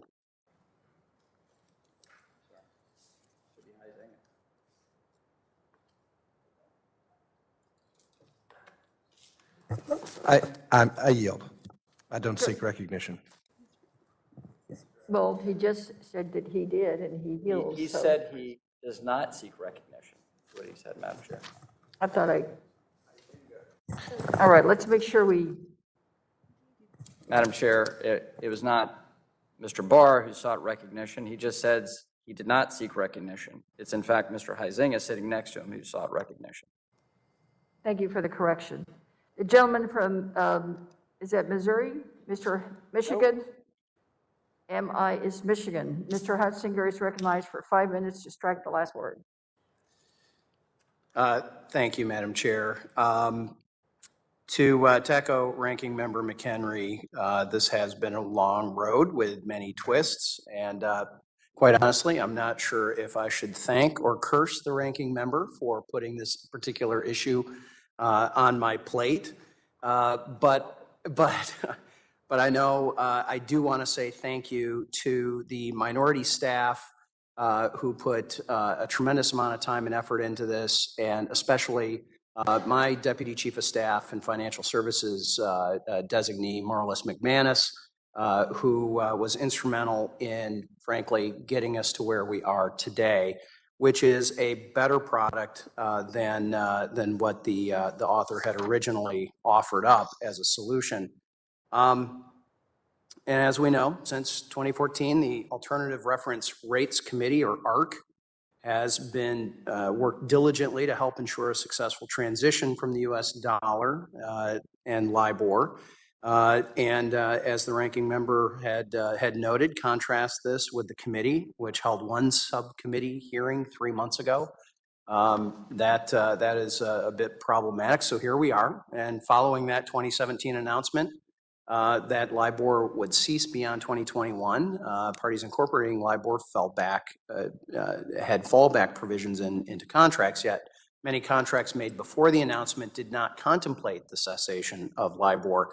And for those contracts, parties have been amending contracts where feasible. However, not all legacy LIBOR contracts can be amended to provide for a seamless transition. LIBOR underpins contracts associated with derivatives, corporate bonds, business loans, securitizations, commercial and residential mortgage loans, and other consumer products such as credit cards, student loans, and auto loans. LIBOR has been the world's key reference rate for decades prior to this time, and an estimated $74 trillion with a T. And I know around in Washington, T's have become B's lately, but that is 12 zeros, folks. 12 and much clearer, but that didn't happen. So thank you for the technical assistance from our financial regulators, particularly the Fed. For the bill before us today is an improvement from where the author had started with this. So let me be clear, there is still work that needs to be done, and I would encourage my friends in the majority to commit to continuing to dialogue on the importance of this, quote, once-in-a-lifetime event, and that should not be taken lightly. So now we will be left with, what will the Senate do?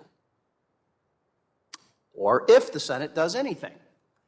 There are a number of leading voices there that are not convinced that there needs to be a federal solution to a private sector problem.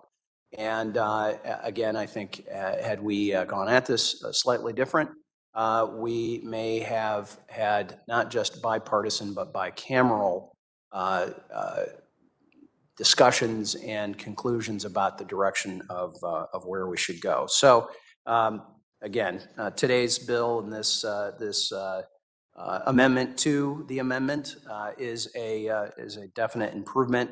And while I believe there is more work, I'm happy to see that some progress has been made. And with that, I will yield back. Is there further debate on the amendment? The gentlewoman from Pennsylvania, Ms. Dean, is recognized for 5 minutes to strike the last word. Ms. Dean? You've got your hand up, Ms. Dean. Can you hear? Okay, can staff please contact her staff and Ms. Dean?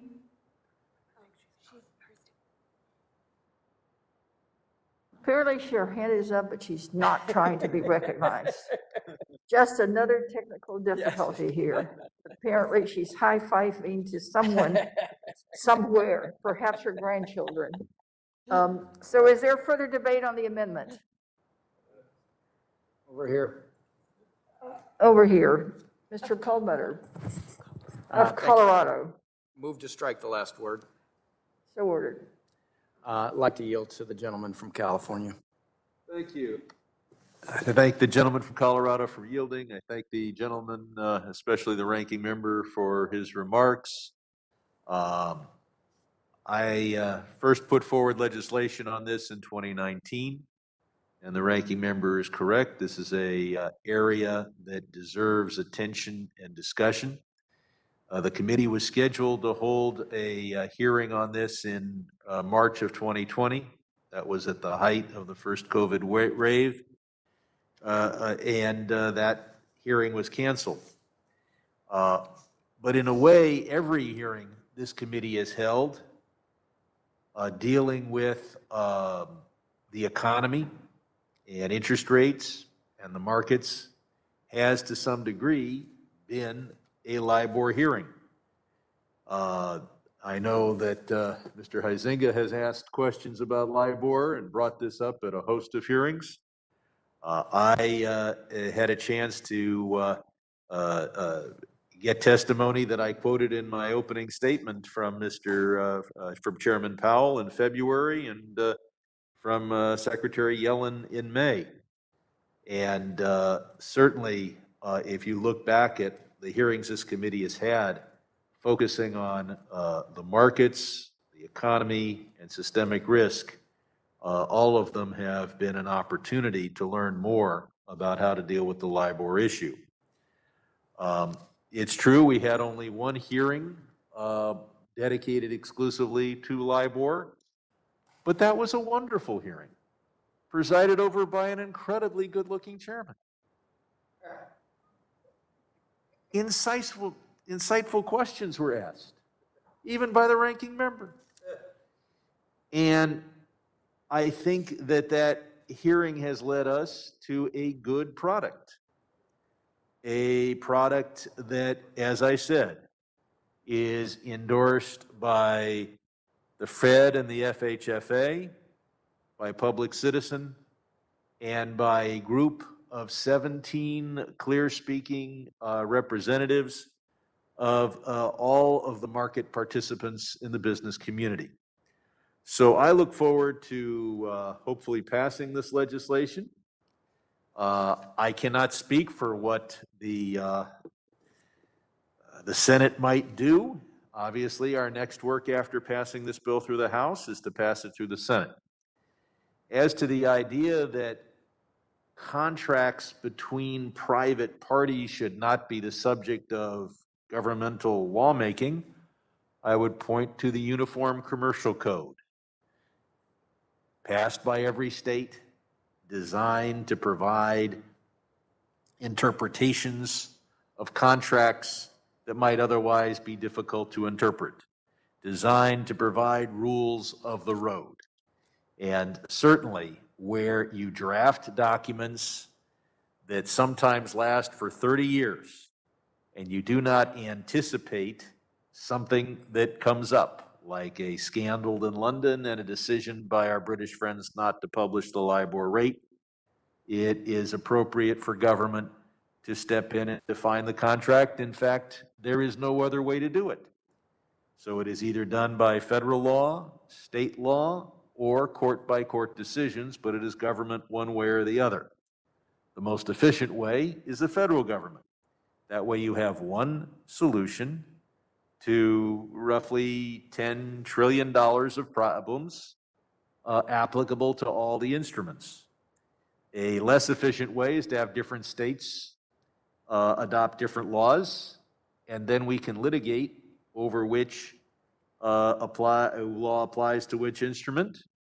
The least efficient way is to have each one of these instruments, and there are many, many thousands, subject to litigation.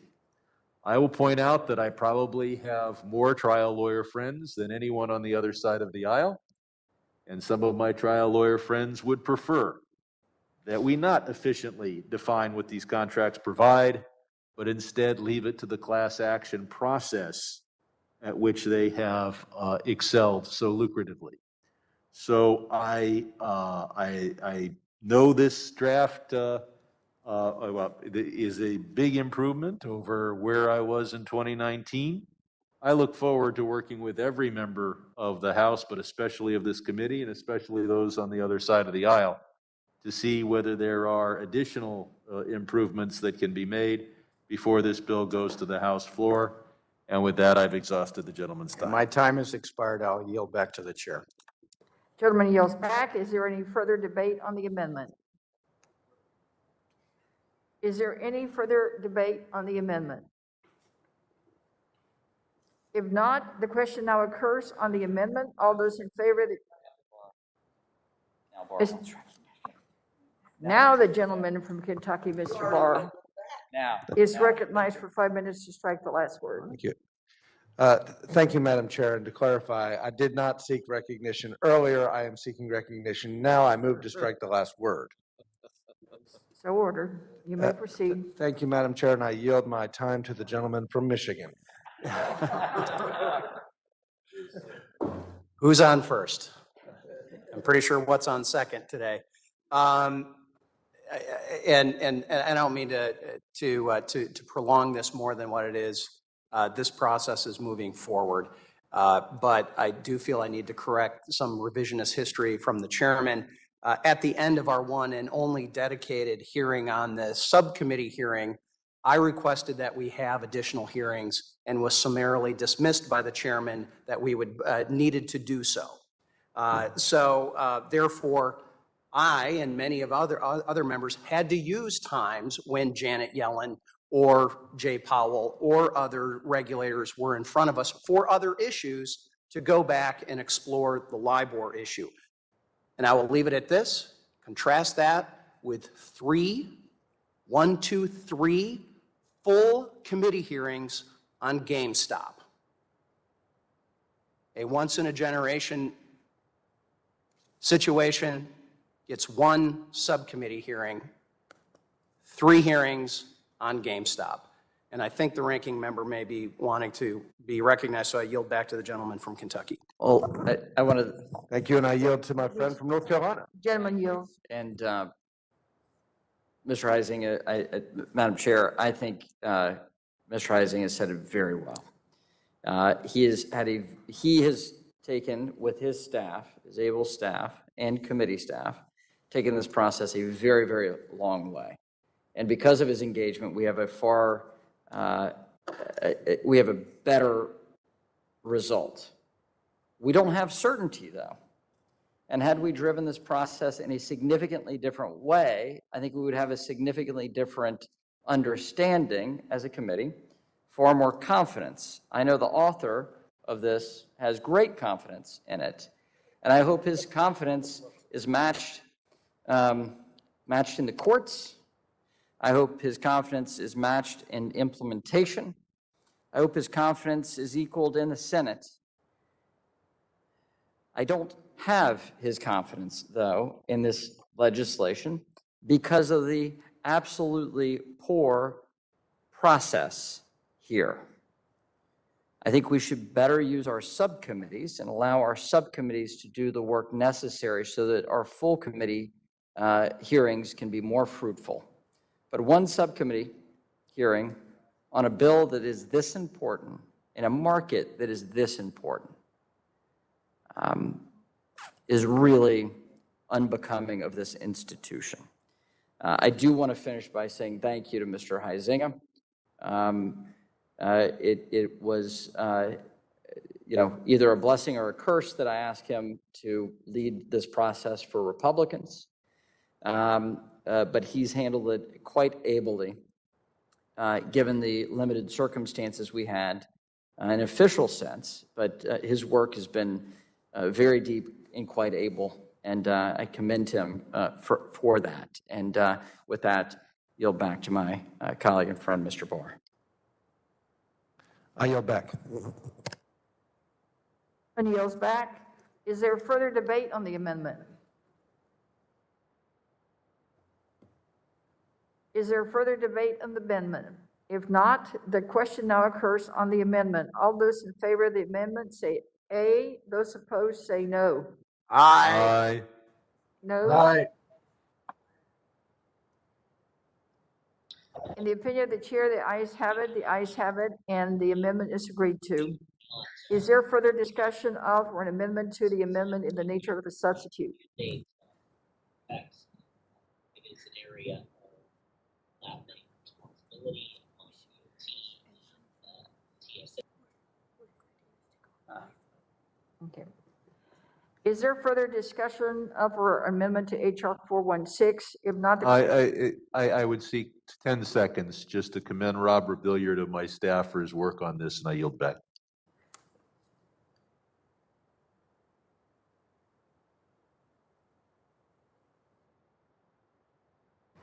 Chair is fast learning. Is there further discussion of or amendment to HR 4616? If not, the question now occurs on approving the amendment in the nature of a substitute. All those in favor say aye. Aye. Those opposed say no. In the opinion of the chair, the ayes have it, and the amendment in the nature of a substitute is agreed to. The question now occurs on ordering HR 4616 as amended. to be reported favorably to the House. All those in favor say aye. Aye. Aye. Those I say opposed, aye. those opposed, no. The opinion of the chair, the ayes have it. And 4616 is agreed to. Garcia is Chairman, huh? Pursuant to notice, and I call up HR 935, the Small Business Manager Mergers, Acquisition, Sales, and Brokerage Simplification Act of 2021. The clerk will report the bill. HR 935, a bill to amend the Security Exchange Act of 1934 to exempt from registration brokers performing services in connection with the transfer of ownership of small Without private. objection, the first reading of HR 935 is dispensed with.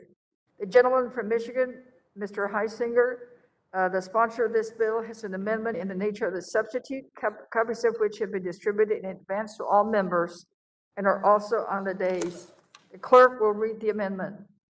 Amendment in the nature of a substitute to HR 935, offered by Mr. Heisinger of Michigan. Strike all after the enacting clause and insert the following. Section 1, short Without title. objection, the amendment in the nature of a substitute will be considered as read and considered base text for purposes of further amendment. I now recognize the gentleman from Michigan, Mr. Heisinger, for 5 minutes to claim the bill and his amendment. Thank you, Madam Chair. Small businesses are the backbone and the engine of the American economy, and we meet them in our districts and see firsthand the benefits that their dreams, innovations, and hard work provide to our constituents and our communities. These innovators, entrepreneurs, and risk takers are critical to our country's economic growth and prosperity.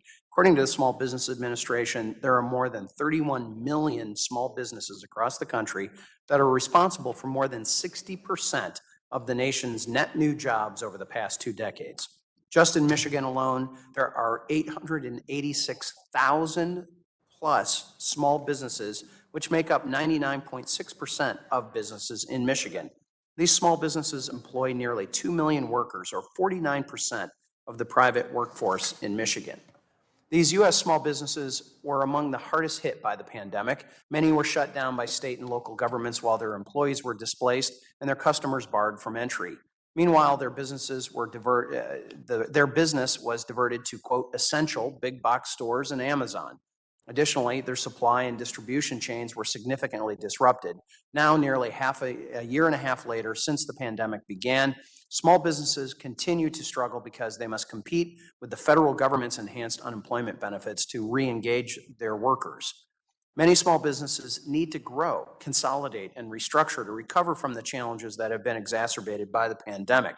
Our baby boomer entrepreneurs need successors rather than just closing their doors and forcing their employees into an unemployment line or go to find another job. We must level the playing field that gives unfair advantages to the big guys. Merger and acquisition advisors and business brokers perform critical roles in preparing privately held businesses for sale or merger by finding and screening potential business buyers or partners. These brokers play a vital role in navigating M&A transactions to successful outcomes. However, under current securities laws, these business sellers and buyers commonly have no choice but to engage Wall Street-type registered investment bankers to perform these services, yet another advantage enjoyed by the quote-unquote big guys. Today, federal security regulations require an M&A broker to be registered and regulated by the SEC and FINRA, just like Wall Street investment bankers selling or buying publicly traded companies. And there's the big difference. This is not publicly traded companies. These are privately held companies. That's right, anyone brokering the sale of a hometown business like a family hardware store, a dry cleaner, a jewelry store, and even a family-owned pizza shop in your district, like has happened in mine in Holland, Michigan, must be federally registered and regulated as a securities broker dealer, in addition to state law requirements, regardless of the size of the business or the sale transaction. In 2014, the staff of the SEC tried to address this problem by issuing an M&A broker's no action letter, indicating that the SEC would not enforce registration requirements against certain M&A brokers. I will add that that was in response to the work that we had done. However, this failed to solve the problem because the SEC staff's no action position cannot change federal securities law. It's up to Congress. That's why I continue to introduce the Small Business Mergers, Acquisitions, and Sales Brokerage Simplification Act. My amendment codifies and includes the extensive investor protections in the SEC M&A Brokers No Action Letter, while not affecting the SEC's jurisdiction over M&A brokers. H.R. 935 would remove unwarranted regulatory costs, allowing privately owned business sellers and buyers to engage unregistered M&A brokers rather than expensive Wall Street type investment bankers. So again, those are privately held businesses.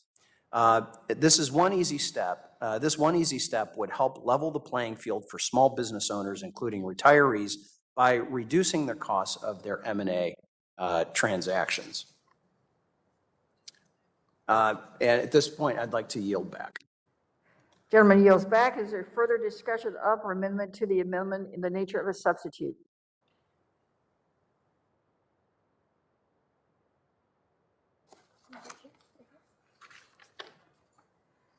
Is there further discussion of or amendment to the HR 935? If not, the question now occurs on approving the amendment in the nature of a substitute. All those in favor say aye. Aye. Those opposed, no. In the opinion of the chair, the ayes have it, and the amendment in the nature of a substitute is agreed to. The question now occurs on ordering HR 935 as amended to be reported favorably to the House. All those in favor say aye. All those opposed, no. In the opinion of the chair, the ayes have it. The ayes have it, and HR 935 is agreed to.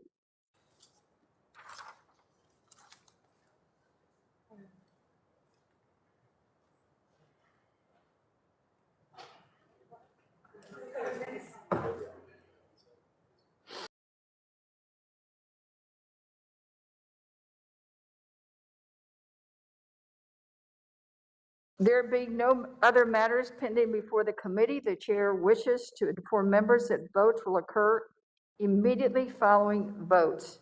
We will vote on all postponed matters. The committee stands in recess. Hallelujah.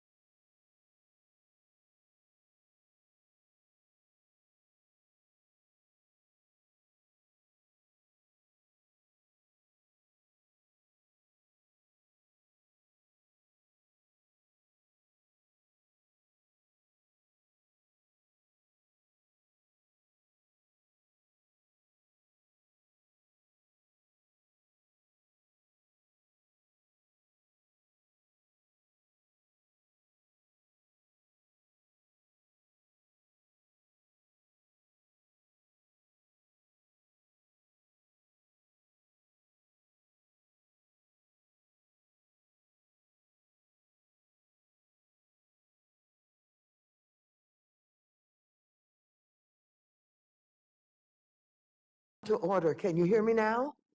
Thank you. Before we begin, I want to review the process we will use for recording votes to ensure that all members can be recorded properly. The clerk will call a member's name twice if a response is not heard the first time.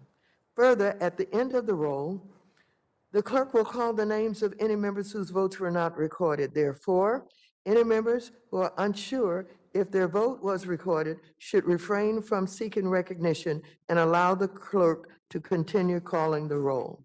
Members on the platform are reminded that the majority and minority clerks will be verifying that members are both visible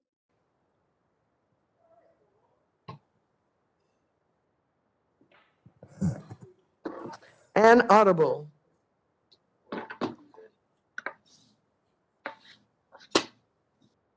Excuse me, guys.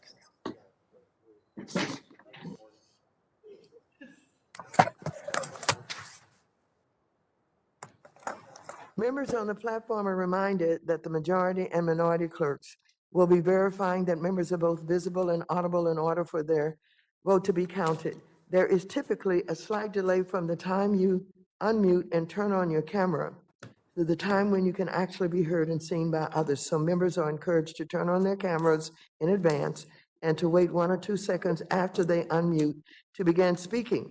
In some instances, members on the platform may seem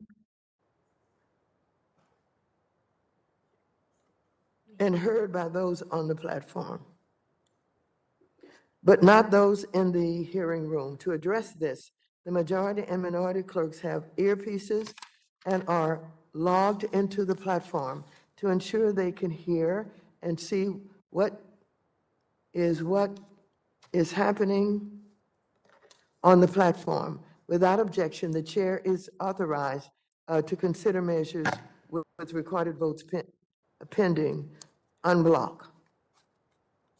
The committee will now take the votes that were postponed on HR 3555 and HR 3332 and will consider the measures unblock.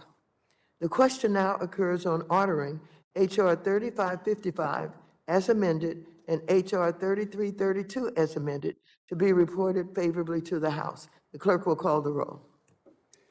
Mrs. Maloney.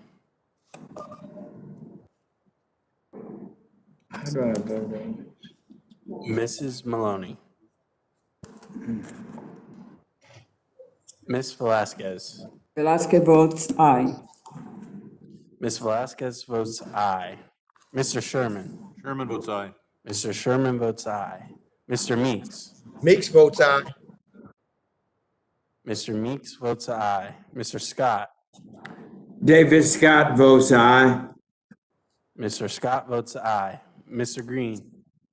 Green votes aye. Mr. Green votes aye. Mr. Cleaver.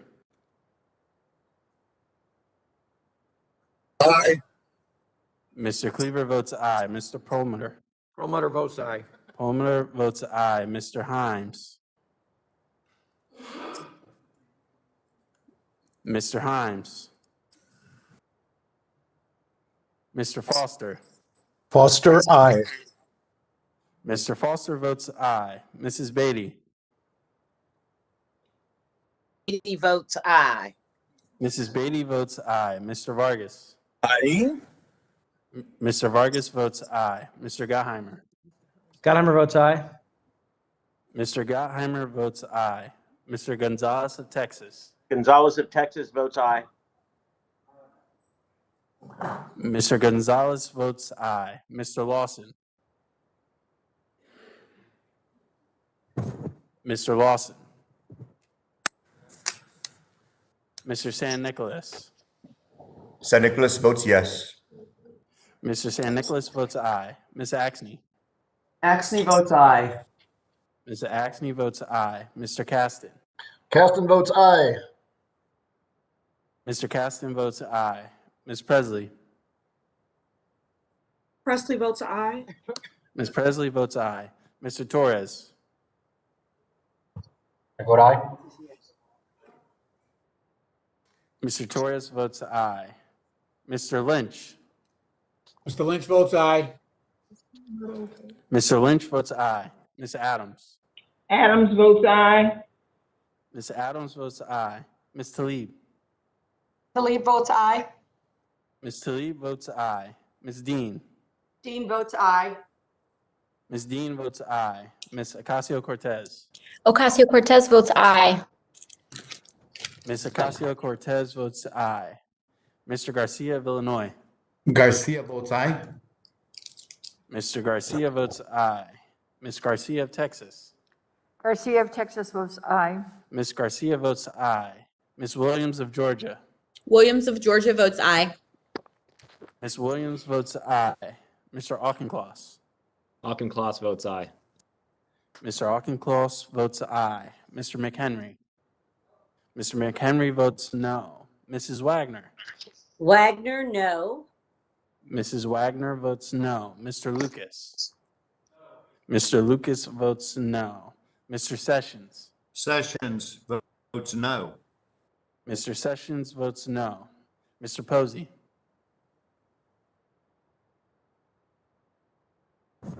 Mr. Posey. Thing's not working.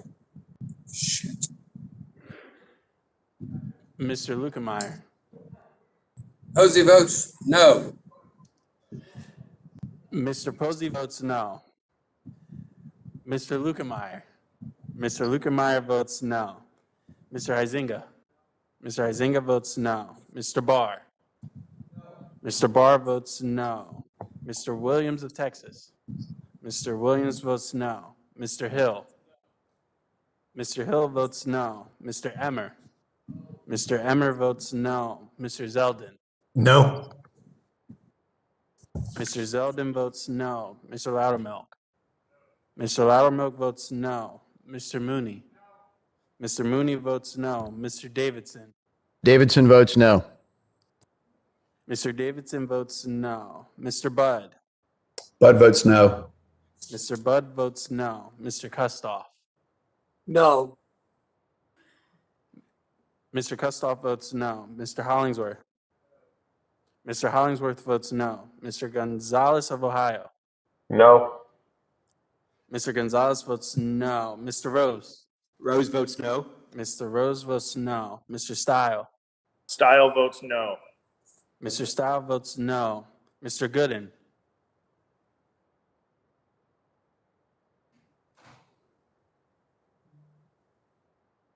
Mr. Gooden.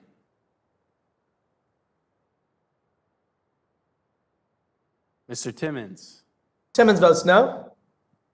Mr. Timmons votes no. Mr. Taylor. Mr. Taylor votes no. Madam Chairwoman. Chairwoman votes aye. Madam Chairwoman votes aye. I will now go over the members that were missed in the previous order. Mrs. Maloney.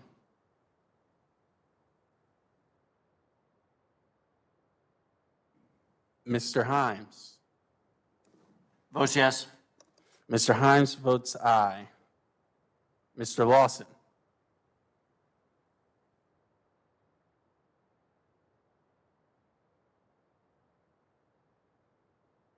Mr. Gooden.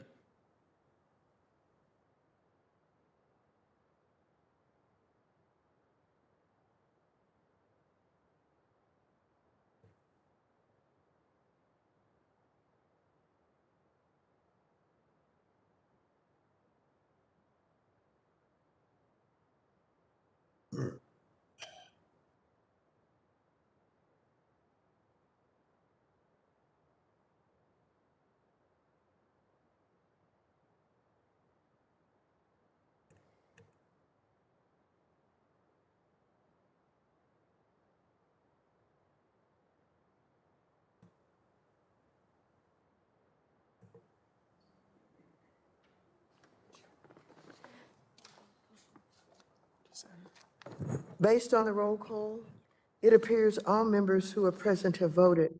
Does any member wish to change his or her vote? If not, the clerk will report. With that vote, Madam Chair, we have 28 ayes and 23 noes.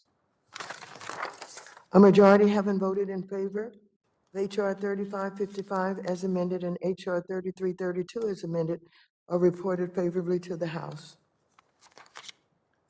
The chair will now call for the votes that were postponed on H.R. 4685. The question now occurs on the Davidson Amendment to H.R. 4685. The clerk will call the roll. Mrs. Maloney.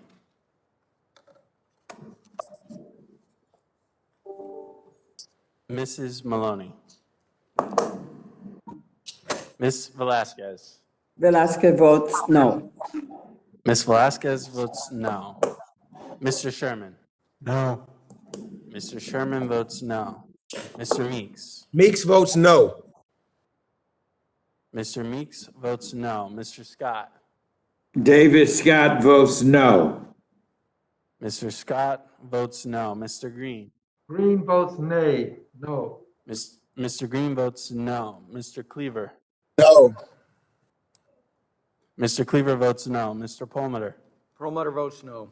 Mr. Perlmutter votes no. Mr. Himes. Nope. Mr. Himes votes no. Mr. Foster. No. Foster, Mr. no. Mr. Foster votes no. Mrs. Beatty. Mrs. Beatty votes no. Mrs. Beatty votes no. Mr. Vargas. No. Mr. Vargas votes no. Mr. Gottheimer. No. Gottheimer votes no. Mr. Gottheimer votes no. Mr. Gonzalez of Texas. Gonzalez of Texas votes no. Mr. Gonzalez votes no. Mr. Lawson. Mr. Lawson. Mr. San Nicolas. San Nicolas votes no. Mr. San Nicolas votes no. Ms. Axne. No. Ms. Axne votes no. Mr. Casten. No. Mr. Casten votes no. Ms. Presley. Presley votes no. Ms. Presley votes no. Mr. Torres. Torres votes no. Mr. Torres votes no. Mr. Lynch. Mr. Lynch votes no. Mr. Lynch votes no. Ms. Adams. Adams votes no. Ms. Adams votes no. Ms. Tlaib. Nope. Ms. Tlaib votes no. Ms. Dean. Dean votes no. Ms. Dean votes no. Ms. Ocasio-Cortez. Ocasio-Cortez votes no. Ms. Ocasio-Cortez votes no. Mr. Garcia of Illinois. Garcia votes no. Mr. Garcia votes no. Ms. Garcia of Texas. Garcia votes no. Ms. Garcia votes no. Ms. Williams of Georgia. Williams of Georgia votes no. Ms. Williams votes no. Mr. Auchincloss. Auchincloss votes no. Mr. Auchincloss votes no. Mr. McHenry. Mr. McHenry votes aye. Mrs. Wagner. Mrs. Wagner, aye. Mrs. Wagner votes aye. Mr. Lucas. Mr. Lucas votes aye. Mr. Sessions. Sessions, aye. Mr. Sessions votes aye. Mr. Posey.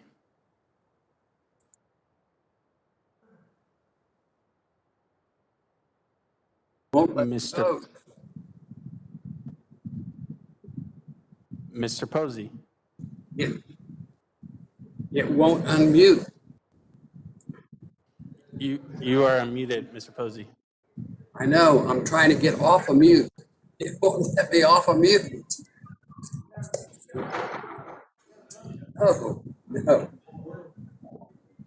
We can hear you, Mr. Posey. Okay.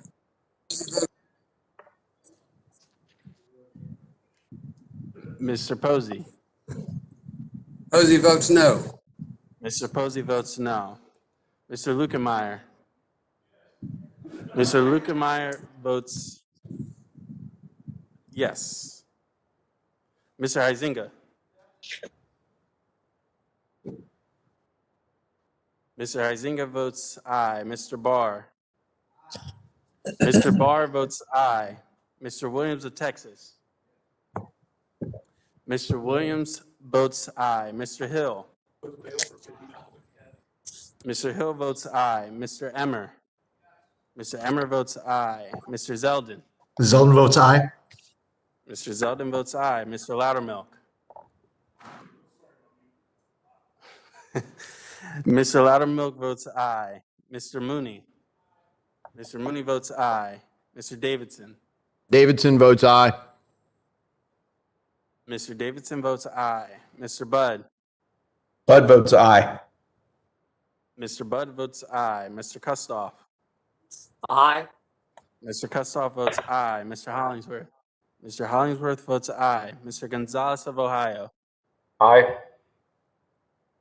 Mr. Gonzalez votes aye. Mr. Rose. Rose votes yes. Mr. Rose votes aye. Mr. Stile. Aye. Mr. Stile votes aye. Mr. Gooden.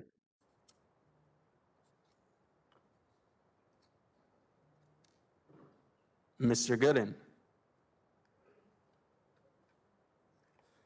Mr. Timmons. Timmons votes aye. Mr. Timmons votes aye. Mr. Taylor. Mr. Taylor votes aye. Madam Chairwoman. No. Madam Chairwoman votes no. I will now go over the members that were missed in the previous order. Mrs. Maloney. Mr. Lawson.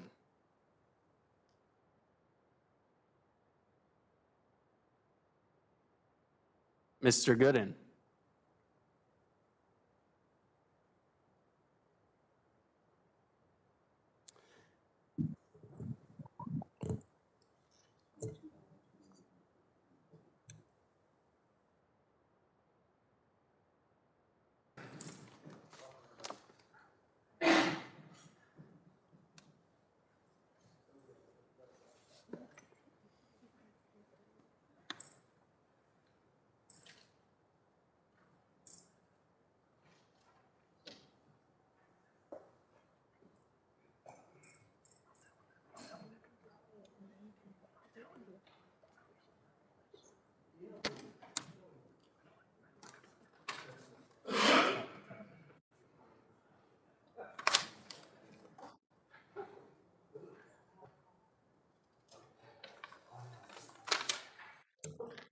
That concludes that vote, Madam Chair. Based on the roll call, it appears all members who are present have voted. Does any member wish to change his or her vote?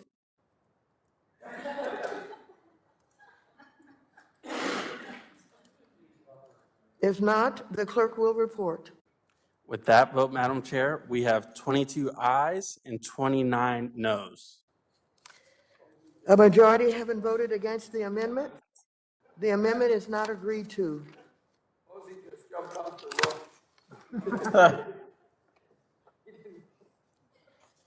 The question now appears on adoption of the amendment in the nature of a substitute offered by Mr. Casten.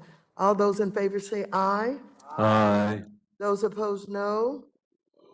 In the opinion of the chair, the ayes have it, and the amendment in the nature of a substitute is agreed to. The question now occurs on ordering HR 4685 as amended to be reported favorably to the House. All those in favor say aye. Aye. Those opposed, no. No. In the opinion of the chair, the ayes have it. Ask for a The recorded ayes vote. have it. Ask for a HR recorded vote. 65 as amended is, Ask for a recorded a vote. recorded vote has been requested. All those in favor of a recorded vote shall raise their hand and be counted. A sufficient number having raised their hands, a recorded vote is so ordered. The clerk will call the roll. Mrs. Maloney.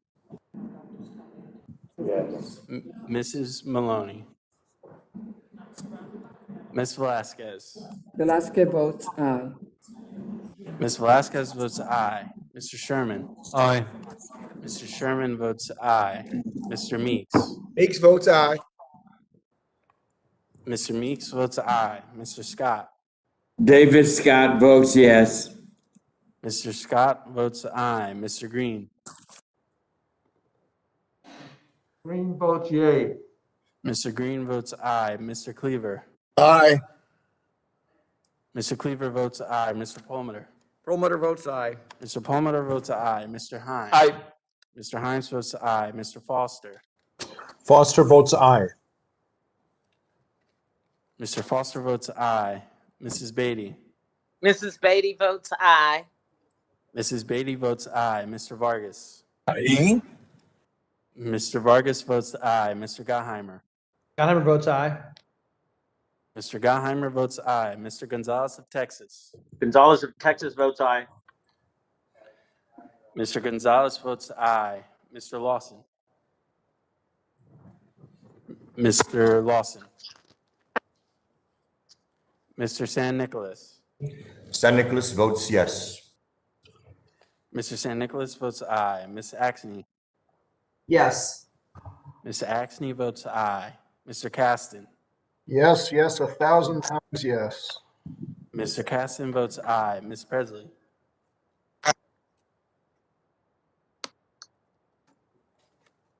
Ms. Presley. Presley votes aye.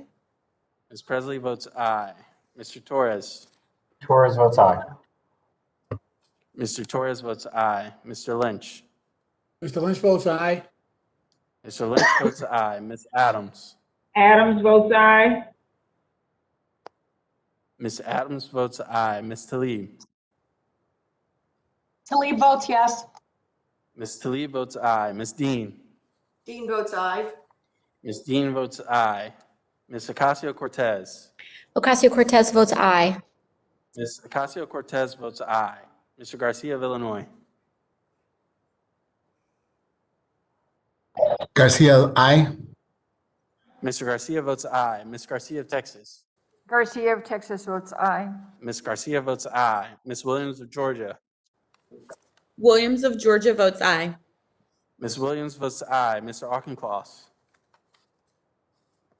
Auchincloss votes aye. Mr. Auchincloss votes aye. Mr. McHenry. No. Mr. McHenry votes no. Mrs. Wagner. Mrs. Wagner, no. Mrs. Wagner votes no. Mr. Lucas. Mr. Lucas votes no. Mr. Sessions. Sessions, no. Mr. Sessions votes no. Mr. Posey.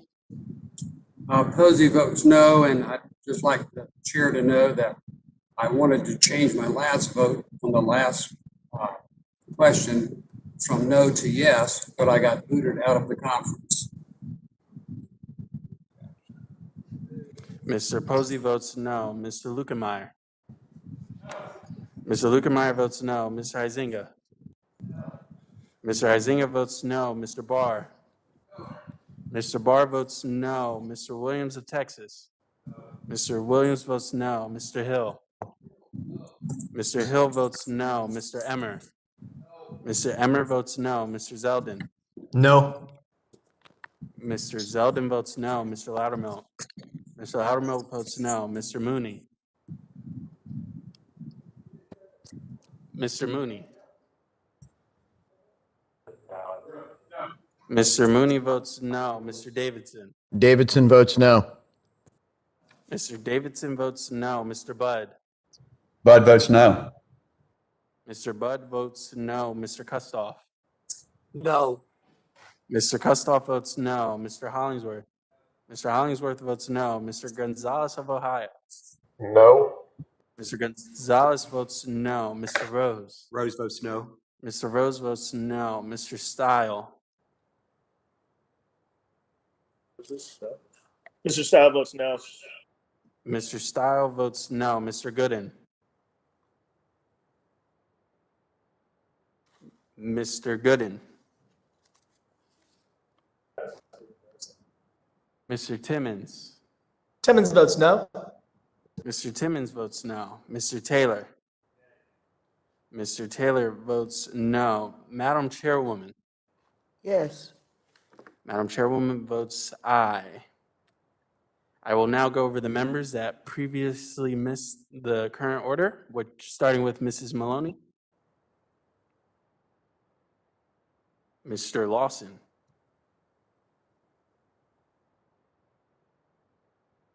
Mr. Gooden.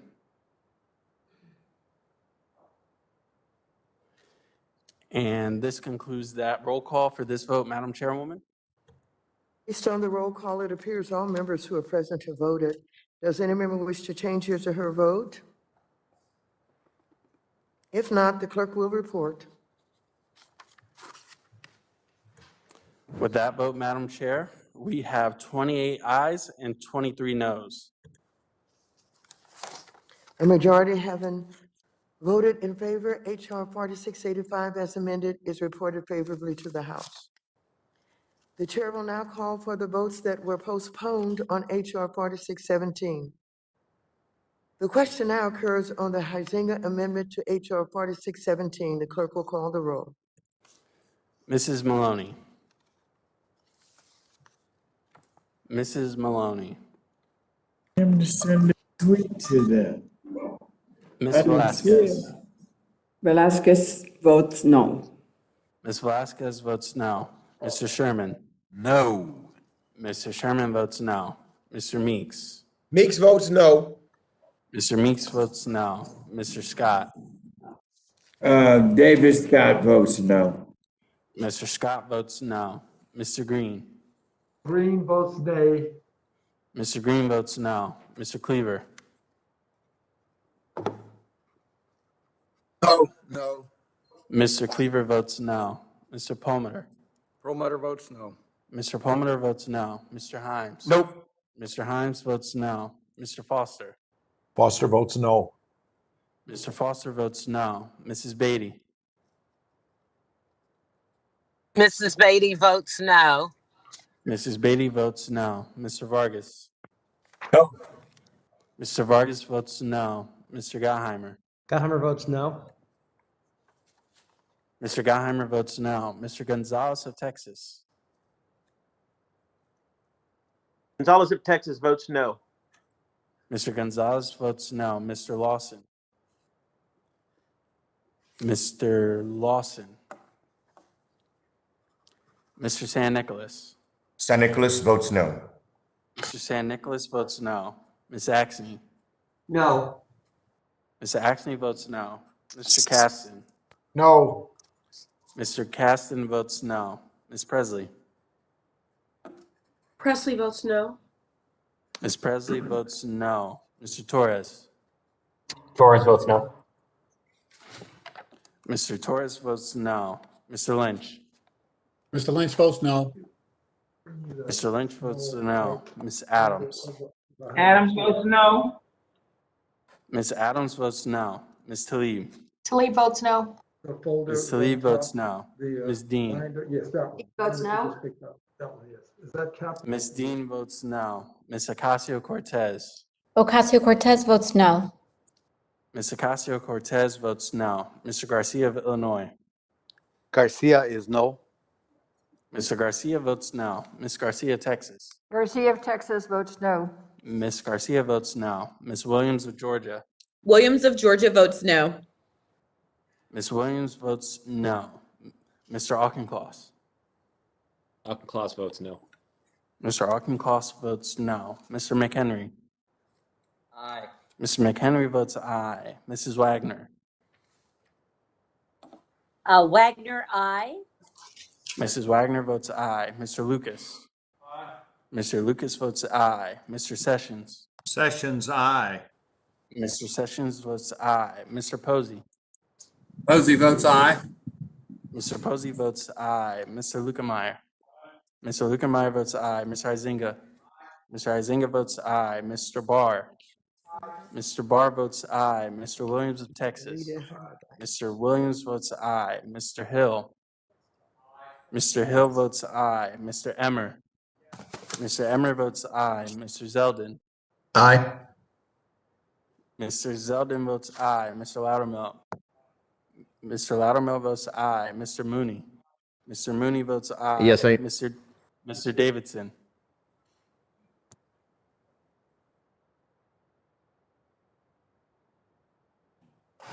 Mr. Davidson. Davidson votes aye. Mr. Davidson votes aye. Mr. Budd.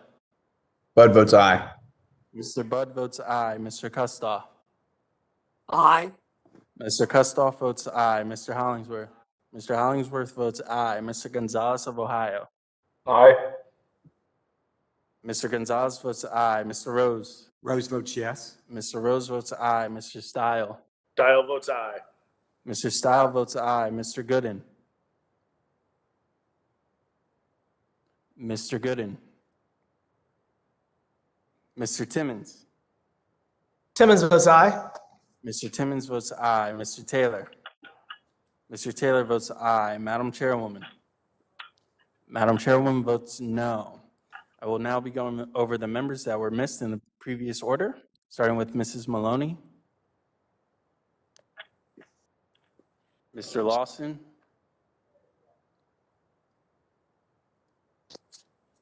Mr. Gooden. That will conclude the roll call for that vote, Madam Chairwoman. Based on the roll call, it appears all members who are present have voted. Does any member wish to change his or her vote? If not, the clerk will report. With that vote, Madam Chairwoman, we have 23 ayes and 28 noes. A majority having voted against the amendment is not agreed to. The question now appears on adoption of the amendment in the nature of a substitute offered by Mr. Sherman. All those in favor say aye. Aye. Those opposed, no.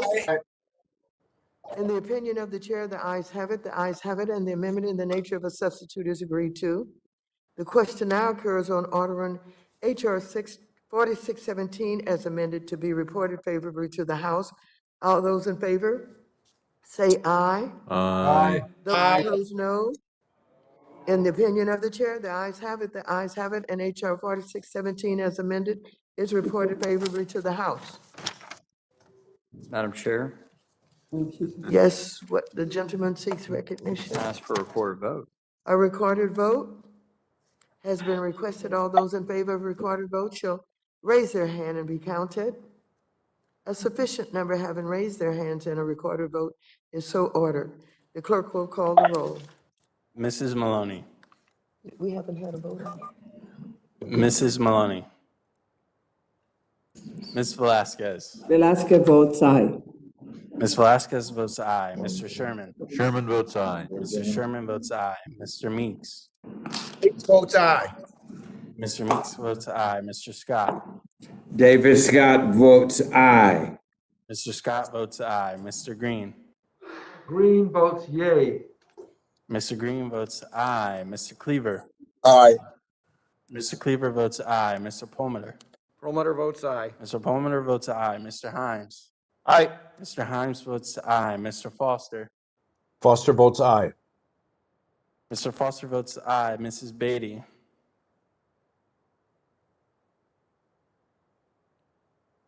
Mrs. Beatty.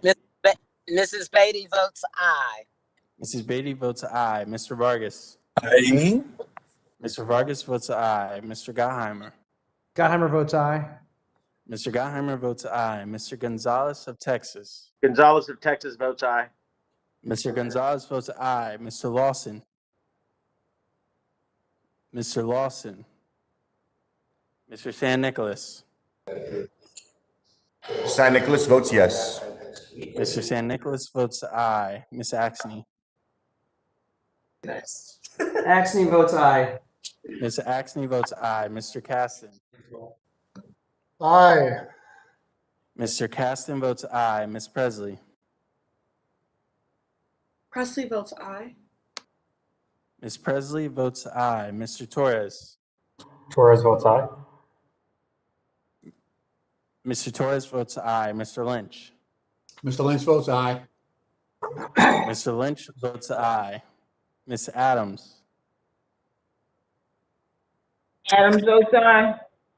Ms. Adams votes aye. Ms. Talib. Talib votes yes. Ms. Talib votes aye. Ms. Dean. Dean votes yes. Ms. Dean votes aye. Ms. Ocasio-Cortez. Ocasio-Cortez votes aye.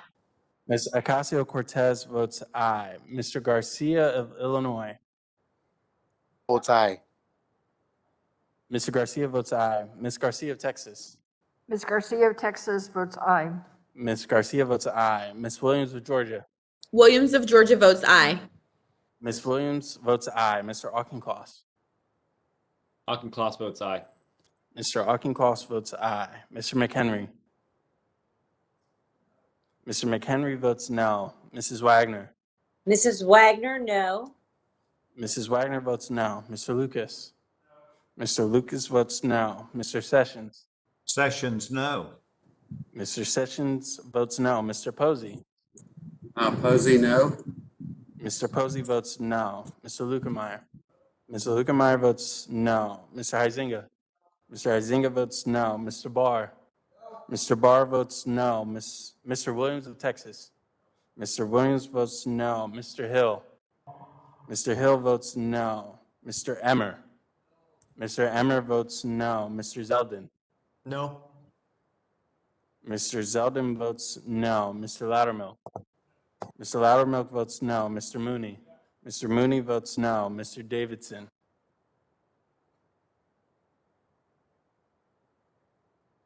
Mr. Davidson.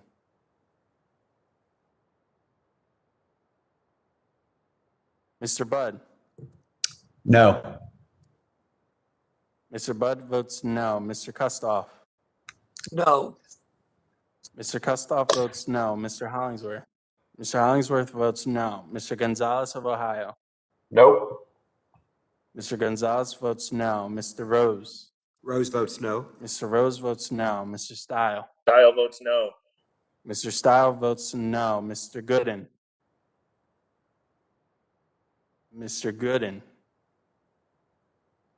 Mr. Timmons. Timmons votes no. Mr. Timmons votes no. Mr. Taylor. Mr. Taylor votes no. Madam Chairwoman. Madam Chairwoman votes aye. I will now go over the members that missed the previous order, starting with Mrs. Maloney, Mr. Lawson, Mr. Davidson, Mr. Gooden. That concludes the roll call for this amendment. Based on the roll call, it appears all members who are present are voted. Does any member wish to change his or her vote? If not, the clerk will report. With that vote, Madam Chair, we have 28 ayes and 22 noes. A majority having voted in favor, H.R. 4617 as amended is reported favorably to the House. The committee will now take votes that were postponed on H.R. 4618, H.R. 4619, and H.R. 4620, and will consider the measures en bloc. The question now occurs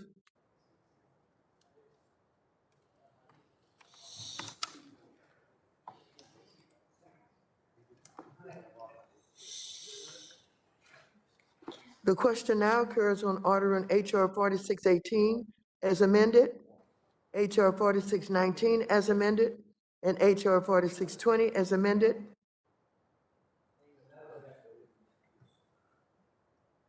To be reported favorably to the House. The clerk will call the roll. Mrs. Maloney. Mrs. Maloney. Ms. Velasquez. Velasquez votes yes. Ms. Velasquez votes aye. Mr. Sherman. Aye. Mr. Sherman votes aye. Mr. Meeks. Meeks votes aye. Mr. Meeks votes aye. Mr. Scott. Mr. Scott votes aye. Mr. Scott votes aye. Mr. Green. Green votes yay. Mr. Green votes aye. Mr. Cleaver. Aye. Mr. Cleaver votes aye. Mr. Perlmutter. Perlmutter votes aye. Mr. Perlmutter votes aye. Mr. Himes. Aye. Mr. Himes votes aye. Mr. Foster. Foster, aye. Mr. Foster votes aye. Mrs. Beatty. Mrs. Beatty votes aye. Mrs. Beatty votes aye. Mr. Vargas. Aye. Mr. Vargas votes aye. Mr. Gottheimer. Mr. Gottheimer. Mr. Gonzalez of Texas. Gonzalez of Texas votes aye. Mr. Gonzalez votes aye. Mr. Lawson. Mr. Lawson. Mr. San Nicolas. San Nicolas votes yes. Mr. San Nicolas votes aye. Ms. Axne. Yes. Ms. Axne votes aye. Mr. Casten? Yes. Mr. Casten votes aye. Ms. Presley? Presley votes aye. Ms. Presley votes aye. Mr. Torres? Torres votes aye. Mr. Torres votes aye. Mr. Lynch? Mr. Lynch votes aye. Mr. Lynch votes aye. Ms. Adams? Adams votes aye. Ms. Adams votes aye. Ms. Talib? Talib votes aye. Ms. Talib votes aye. Ms. Dean? Dean votes aye. Ms. Dean votes aye. Ms. Ocasio-Cortez? Ocasio-Cortez votes aye. Ms. Ocasio-Cortez votes aye. I can hear Mr. you. Mr. Garcia of Illinois? Garcia's an aye. Mr. Garcia votes aye. Ms. Garcia of Texas? Garcia of Texas is a yes. Mr. Garcia votes aye. Ms. Williams of Georgia? Williams of Georgia votes aye. Ms. Williams votes aye. Mr. Auchincloss? Auchincloss votes aye. Mr. Auchincloss votes aye. Mr. McHenry? Mr. McHenry votes no. Mrs. Wagner? Mrs. Wagner, no. Mrs. Wagner votes no. Mr. Lucas? Mr. Lucas votes no. Mr. Sessions? Sessions, no. Mr. Sessions votes no. Mr. Posey? Posey votes no. Mr. Posey votes no. Mr. Lukemeyer? Mr. Lukemeyer votes no. Mr. Izinga? Mr. Izinga votes no. Mr. Barr? Mr. Barr votes no. Mr. Williams of Texas? Mr. Williams votes no. Mr. Hill? Mr. Hill votes no. Mr. Emmer? Mr. Emmer votes no. Mr. Zeldin? No. Mr. Zeldin votes no. Mr. Loudermilk? Mr. Loudermilk votes no. Mr. Mooney? Mr. Mooney votes no. Mr. Davidson?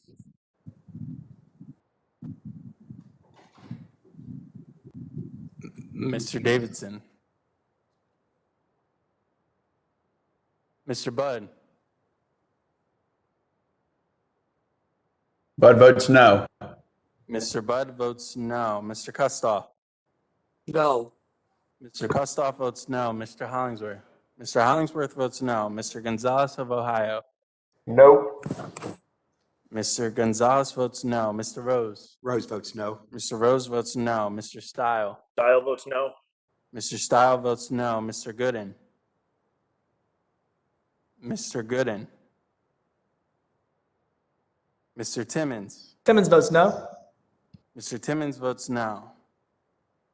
Mr. Taylor? Mr. Taylor votes no. Madam Chairwoman? Yes. Chairwoman votes aye. I will now go over the members that were missed in the previous order, starting with Mrs. Maloney. Mr. Gottheimer?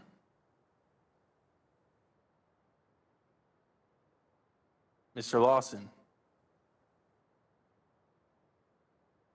Mr. Davidson? Mr. Gooden? And with that, that will include the roll call for this vote, Madam Chairwoman. Based on the roll call, it appears all members who are present have voted. Does any member wish to change his or her vote? If not, the clerk will report.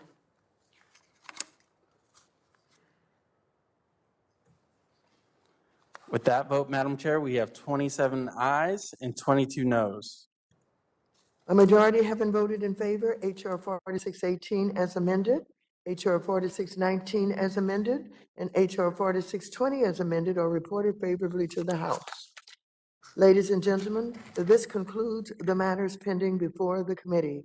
Without objection, staff are authorized to make technical and conforming amendments to the measures under consideration. This concludes the markup. I thank all of the members, and this meeting is adjourned.